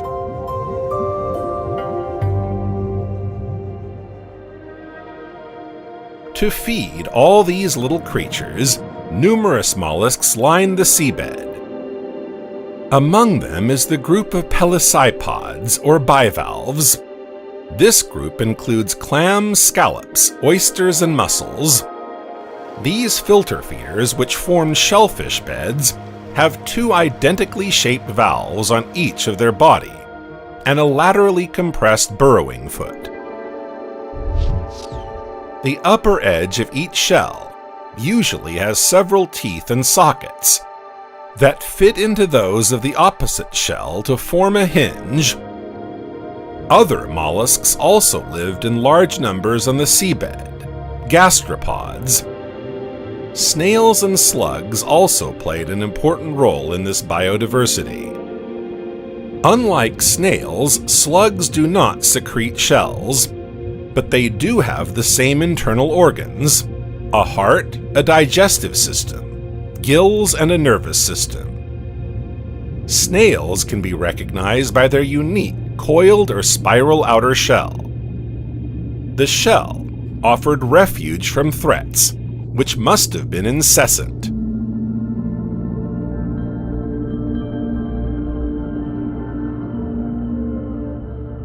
The Ordovician seabed was also littered with corals, each more colorful than the last. Some were horn-shaped and secreted an exoskeleton that could grow up to 1 meter or 3 feet long, such as the Rugosa coral. Although this coral could be solitary, it could also form large colonies by grouping together with many of its companions. Like all corals, these are much more than just a stony skeleton. Inside, animals in the form of seeded polyps are evolving, as is their framework, which adapts to their growth. Equipped with tentacles containing stinging cells, they were able to capture their prey in suspension. While most corals captured and devoured their prey, they drew most of their energy from algae. Numerous varieties of round tabulate corals also carpeted the ocean floor, covered by warm, shallow waters. But the most extraordinary species is undoubtedly the crinoids. These marine animals gave their environment the appearance of a spring meadow. Indeed, they are commonly referred to as sea lilies. Belonging to the phylum Echinodermata, which also includes sea stars, sea cucumbers, and sea urchins, they display the pentarad symmetry, typical of echinoderms. Attached to the seabed by a long pedicle that can reach up to several dozen meters, they look more like flowers. Yet they were actually animals that fed with the help of podia, hollow cylindrical organs on their delicate arms that resembled the lightness of feathers. Food particles suspended in the ocean currents were captured by these arms before being placed in a furrow running through them. Then, like pistols, tiny cilia carried the trapped particles to the mouth at the center of the head.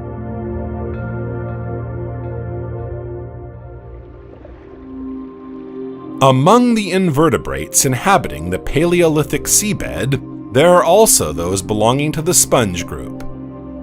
They played an extremely important role during the Ordovician period as reef-building organisms. Stromatoporoids are sponges calcified in layers called lamellae.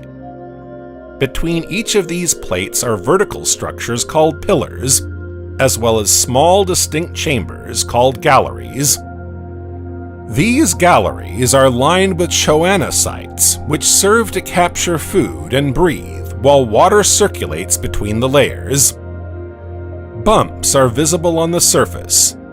These are nipples that probably contributed to the absorption and flow of water through this architecture. As fossils testify, stromatoporoids coexisted during the Ordovician period with many other species such as mollusks and brachiopods.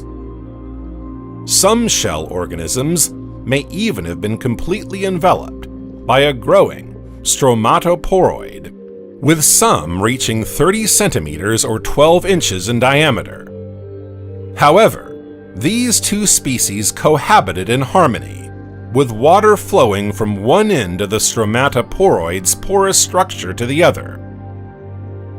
Another sponge, with a very distinctive shape, also dominates the seabed. This is Brachiospongia digitata, a glass sponge. This siliceous sponge has a skeleton made up of a network of opaline siliceous spicules. Its cup-shaped structure features a series of 6 to 12 curved finger-like extensions. Finally, there's the Aulacera plumeri. This elongated organism resembles a trunk. Some of its specimens have probably reached 5 meters in height. We can imagine these animals living in colonies, giving the seabed the appearance of a more or less dense winter forest. through which prey and predators had to thread their way or even chase each other.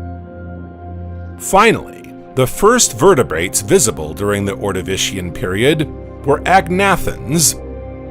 These fish are still the first vertebrates to appear on the planet. They are organisms that lack jaws and mandibles.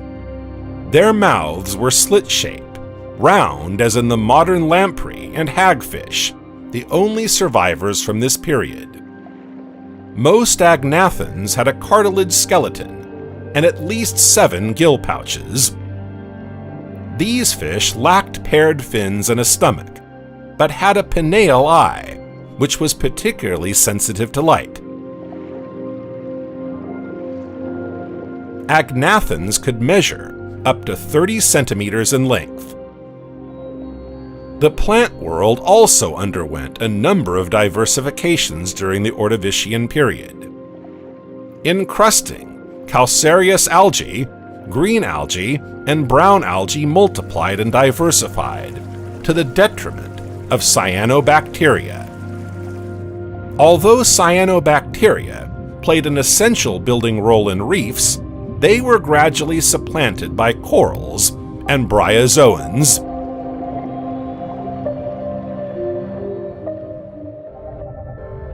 From the Middle Ordovician onwards, more precisely, during the Darwinian period that stretches from 467 to 458 million years ago, the fauna underwent great diversification.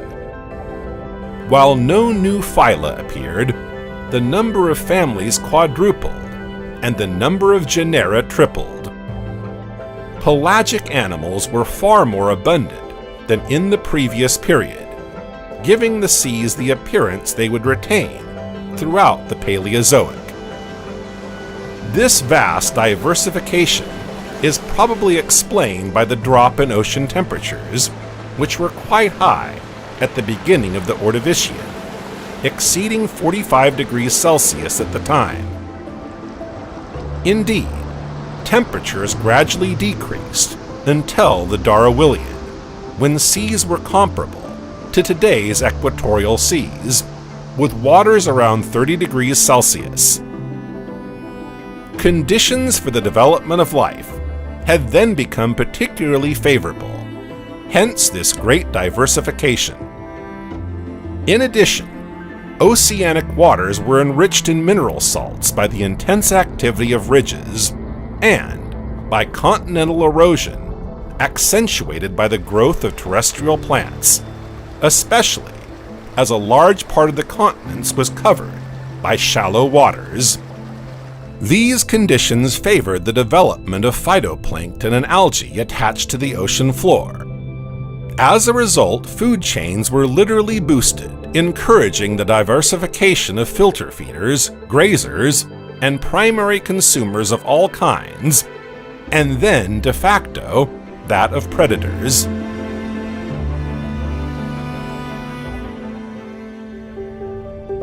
By the end of the Ordovician period, a quarter of all marine animal families and half of all marine animal genera had disappeared. This was the first great extinction of life, better known as the Ordovician crisis. But what could have happened on the planet to bring it to this point? According to scientists, the disappearance of more than 70% of all species is due to an immense episode of glaciation that the Earth underwent. According to some researchers, this biological crisis can be broken down into 2 extinction phases, spanning some 1 million years. A climatic cooling, triggered by continental drift, would have led to a drop in ocean temperature. Then, induced glaciation would have led to the formation of an ice cap, extending as far south as the high latitudes. Cold, oxygen-rich water would then have spread to areas previously poor in oxygen, causing the disappearance of organisms adapted to anoxic conditions. As ice expansion led to lower sea levels, oceans would have lost large quantities of water. As a result, organisms living in shallow waters would have suffered greatly. Then, at the end of this period of glaciation, rising sea levels would have triggered an expansion of the waters, this time warm and poorly oxygenated, leading to further extinctions.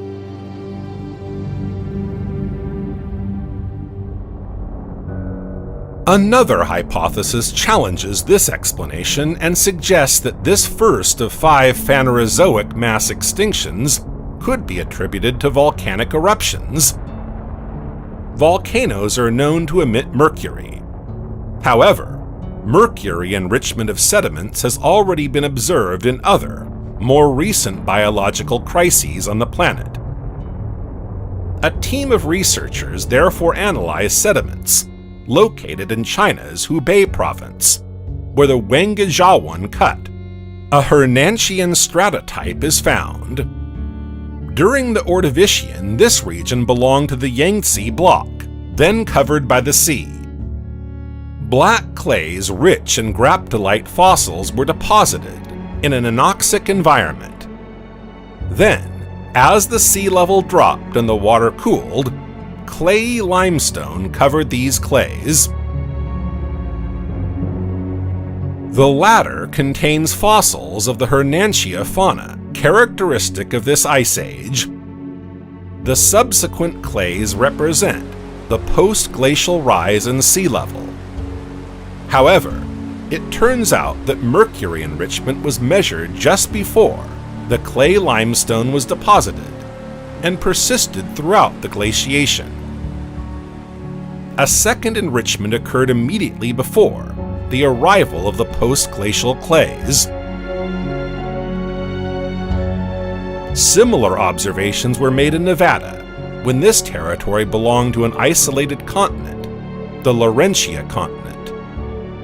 Scientists have deduced that these mercury emissions correspond to peaks in volcanic activity. These 2 peaks of activity coincide with the 2 extinction phases of the Ordovician period. Researchers therefore hypothesize that eruptions attributed to supervolcanoes would have released gigantic quantities of carbon dioxide and methane, leading inexorably to a drop in Earth temperatures and the development of polar ice caps.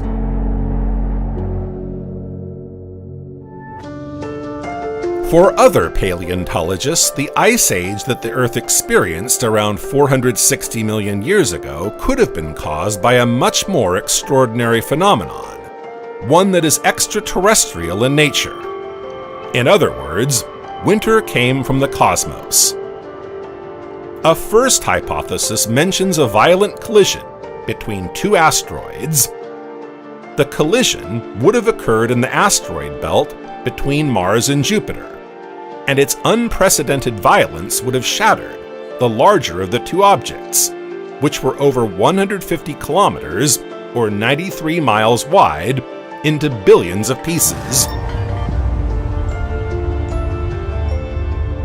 According to this hypothesis, the numerous fragments, some no larger than dust, others several tens of kilometers or miles in size, then began to orbit the Sun. The trajectory of the smaller debris changed and it gradually moved closer to our star, and consequently to Earth. 10,000 years after this extraordinary collision, the dust began to penetrate the Earth's atmosphere and scatter all around our planet.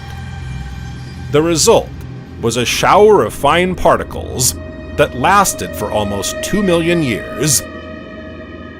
But after these tiny pieces of debris, larger and larger rocks similarly deviated from their orbits, impacted the Earth. By analyzing numerous asteroid fragments in Ordovician rocks, scientists were able to date this event back 466 million years. In fact, the quantity of extraterrestrial dust is 1,000 to 10,000 times greater than in the sediment layers below this period. If debris from outer space regularly falls to Earth, the colossal quantities that reached it at that time cannot have been without consequence, and with good reason. Through this curtain of dust, the sun's rays had difficulty reaching the planet. Temperatures dropped considerably. Snow appeared at the South Pole and fell without interruption. As it accumulates, it gradually turns to ice. The South Pole is gradually covered by an ice cap, trapping a significant quantity of our planet's water. As a result, ocean levels dropped and winter set in on the planet. This winter will continue for millions of years. However, not all scientists agree with this theory, for while it is undeniable that an ice cap did indeed form at the South Pole between 467 and 458 million years ago, or even earlier, temperatures had already begun to fall by the beginning of the Ordovician period. What's more, for many experts, a veil of dust from outer space could not have influenced climate over such a long period. Other mechanisms probably contributed to this drop in temperature.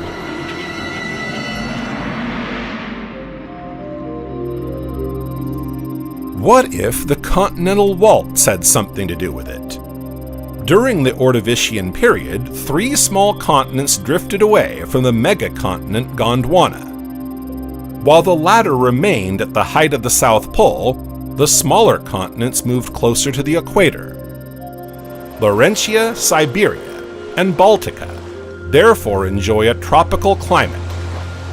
The sun's scorching rays alternate with unparalleled precipitation. The carbon dioxide in the atmosphere is then precipitated by rainwater onto the continents or directly into the oceans. Under the effect of this heat and abundant rainfall, rocks are dissolved. They are then eroded by the ions released by this dissolution. Some of these ions contain carbon, which is also carried by runoff into the oceans, where marine organisms use it to build their shells and skeletons. Carbon dioxide is inevitably reduced in the atmosphere, so it no longer fulfills its greenhouse function. As terrestrial temperatures depend directly on the amount of carbon dioxide in the atmosphere, if the latter falls, so do temperatures. So, for some scientists, the cooling of the planet during the Ordovician period is explained by plate tectonics.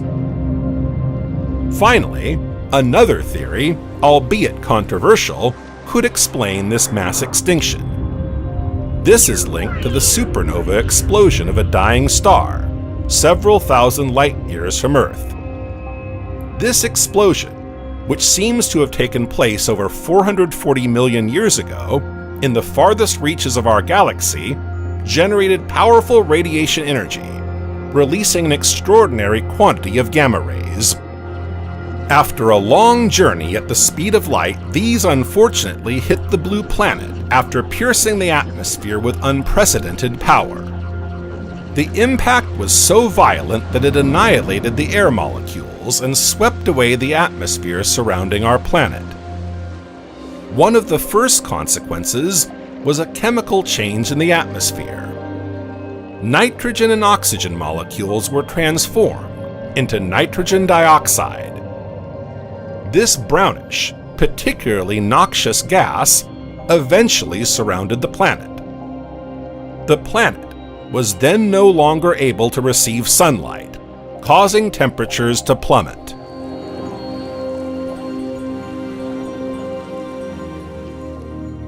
But let's put this into context and look at the various phases of this extinction, which have been extensively documented in a 2010 TV documentary. Before this supernova, life teems in the oceans. The sun was shining brightly under a radiant sky, and species were multiplying on a massive scale in tropical seas. For the first time on the planet, which is warm and humid, life seems to be gaining ground. Some species are even beginning to venture out of the water, particularly in the shallow, epicontinental seas. It's true that on the surface, paradoxically, life is hardly possible, and our world looks more like a wasteland, like Venus, for example. Oxygen levels are so low that no modern animal could breathe properly. Imagine the silence that must have reigned on the planet at that time. Absolute silence. But this Olympian calm is about to be disturbed by the supernova explosion of a dying star 6,000 light-years from Earth. Powerful radiation bursts from its poles. It's a gamma-ray explosion, the most violent phenomenon in the cosmos. In just 10 seconds, this supernova produces more energy than 1,000 suns put together. These gamma rays then travel through space at the speed of light. Despite its remoteness, planet Earth will unfortunately not be spared. But luckily, the cataclysm occurred far enough away that it didn't blow away our atmosphere and send it into the cosmos.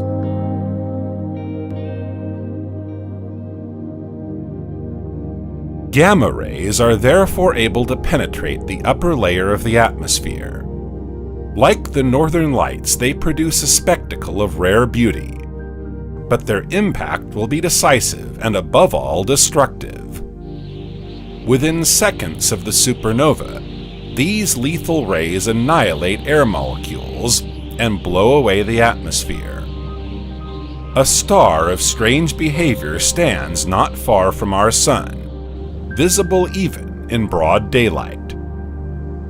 These are the remnants of the supernova, which will remain visible for a few more months before disappearing completely. At first glance, this distant cataclysm seems to have had little impact on life on Earth, and yet, in the hours that followed, extinction did indeed begin, but at a microscopic level. During their passage, the gamma rays destroyed 30% of the ozone layer, allowing the sun's ultraviolet rays to reach the planet. The light is so bright that it appears 50 times more intense than in the middle of the Sahara Desert. If terrestrial creatures had existed at this time, they would literally have been consumed in a very short time. The consequences of this biological disaster will begin to show in the water. Plankton, invisible to the naked eye, are the first to suffer. The sun's rays, which have become too powerful, burn off the vast majority of these microorganisms. Plankton is the basis of the food chain. Imagine the panic of plankton eaters as they watch their food run out under the devastating sun. Trilobites, whose larvae's main incubation site is the water's surface, see their reproduction diminish and even come to a halt. Nothing can survive the intensity of the sun's rays. Many corals and other animals quickly perish. A veritable domino effect leads to the collapse of the entire food chain. Tropical zones are the first to be affected by this particularly harmful ultraviolet radiation, and coral reefs are gradually dying out. Soon this phenomenon spread to the four corners of the globe, with corals succumbing to starvation. More and more animal species run out of food, and the reefs die out week after week. In the months that follow, the weakest animals are the first to disappear. For some, driven by their survival instinct, eating habits change.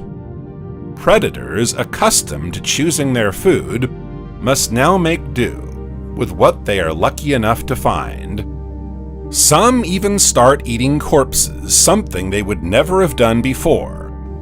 Some species will eventually leave the dying reefs in search of food.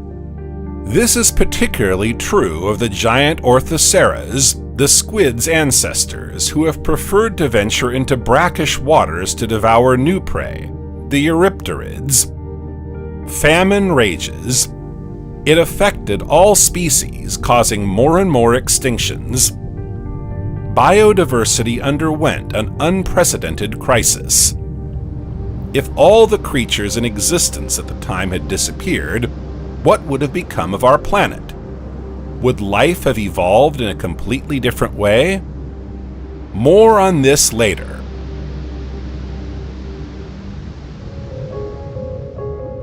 In the months that followed, the scattered molecules of the atmosphere swirled around the Earth's sphere. As the atoms line up, they form nitrogen dioxide, a brownish, noxious gas. The bright sunlight is gradually masked by this thick layer of putrid air. After suffering the sun's wrath, the planet now receives only 50% of the sun's rays. Inevitably, the temperature drops to -12 degrees Celsius or 10 degrees Fahrenheit. Species that have survived famine until now are now faced with temperatures that are far too low. Nautiloids in particular are seeing their eggs, laid a few months earlier, fail to develop properly. The cold has slowed embryonic growth, encouraging the appearance of bacteria. The rare specimens that survive this compromised incubation enter a world of chaos. During their short life, they have only one objective: to find food. But these mollusks have a distinct advantage over many other species.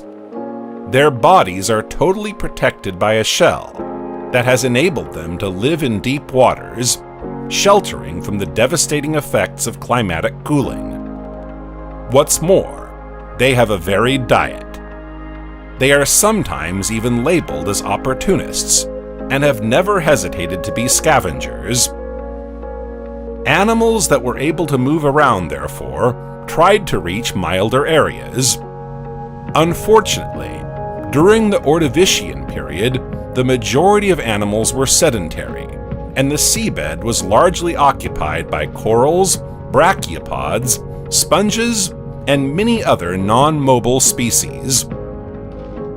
Another problem associated with the lack of food is shell formation. The shells of most reef dwellers are made of calcium carbonate. Calcium carbonate is extremely difficult to secrete in cold water, which has inevitably led to the disappearance of many species.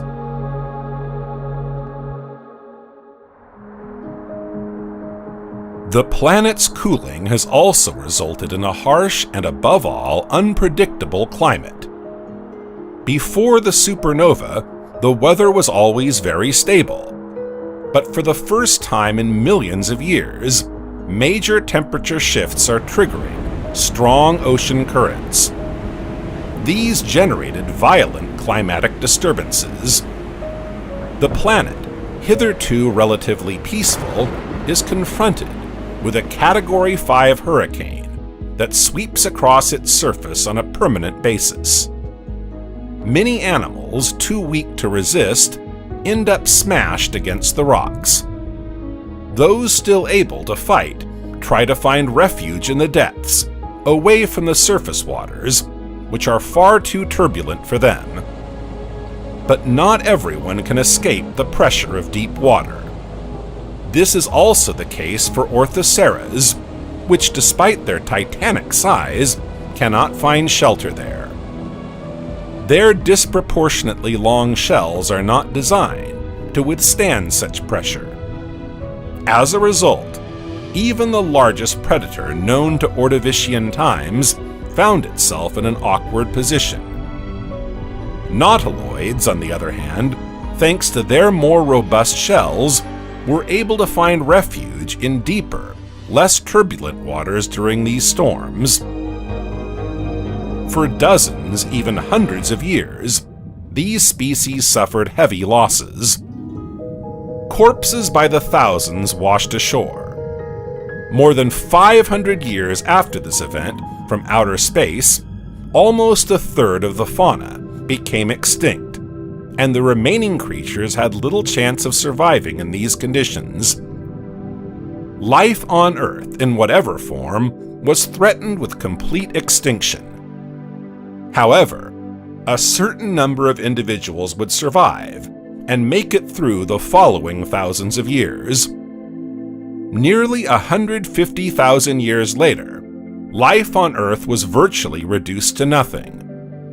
The species that survived this biological catastrophe are constantly starving. Orthoceras, once lords of the seas, are now weakened scavengers in a world that no longer resembles what it once was, especially as a new ice age begins. The planet is getting colder and colder, and snow is piling up at the South Pole, until over the centuries it has become so dense as to form immense glaciers, several kilometers or miles thick.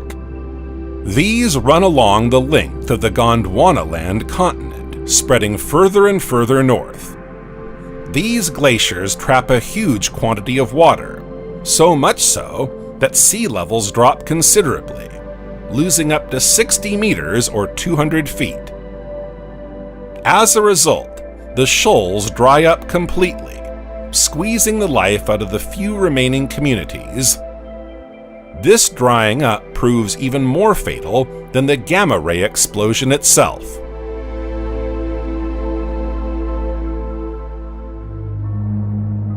Some animals showed great resilience during this new ice age, in particular the Astrapus, the ancestor of all vertebrates. The first known vertebrate fish, this jawless agnathan, was able to follow the retreating ocean. Measuring around 10 centimeters or 4 inches in length, and equipped with large external bony plates serving as a shield, it withstood cold water better than any other aquatic creature. What's more, since its diet was not exclusive, it fed on whatever it could find. Carnivores, on the other hand, which fed strictly on a specific prey, found it much more difficult to feed, and many of these species became extinct. What's more, Astrapus didn't just adapt to its environment. In fact, a new variety of fish soon appeared. These now have bones and muscles that give rise to the first gills, making it easier to sort and absorb food. In this totally transformed world, Astrapus was not the only fish to follow the movement of the oceans. The Eurypterid, commonly known as the sea scorpion, also changed its territory, fleeing from the surface. It has even taken the place of the Orthoceras in the food chain, its main rival, which did not survive these extreme conditions. Since Astrapus was half its size, its need for food was much lower, a much more favorable factor for its survival.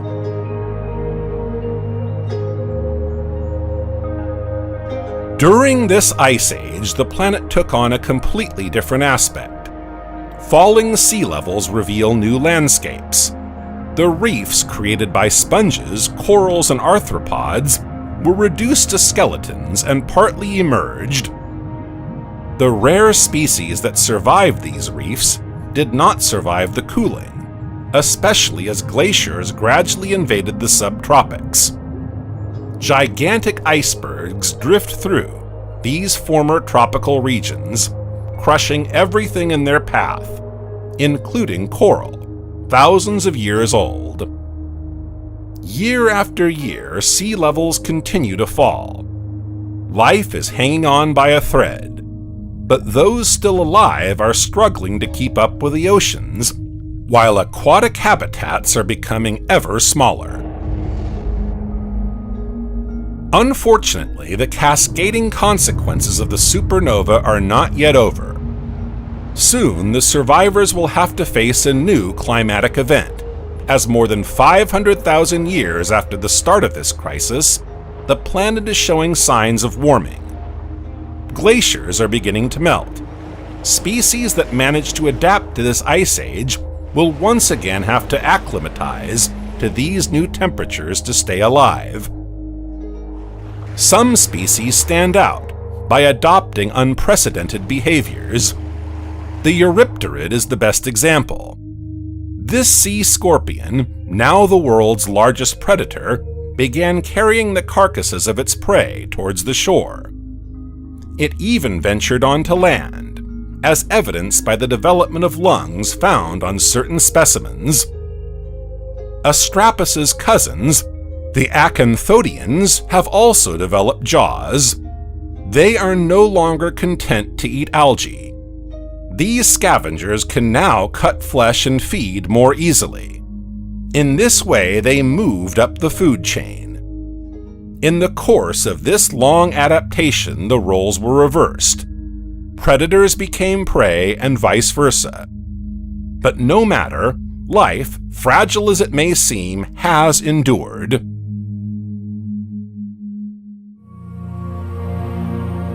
More than 3 million years after this extinction, it's time to take stock. And it's a heavy one. Over 70% of species have become extinct. According to scientists, nearly 1 million species existed before this mass extinction. This means that around 700,000 of them died out in this relatively short period on a global scale.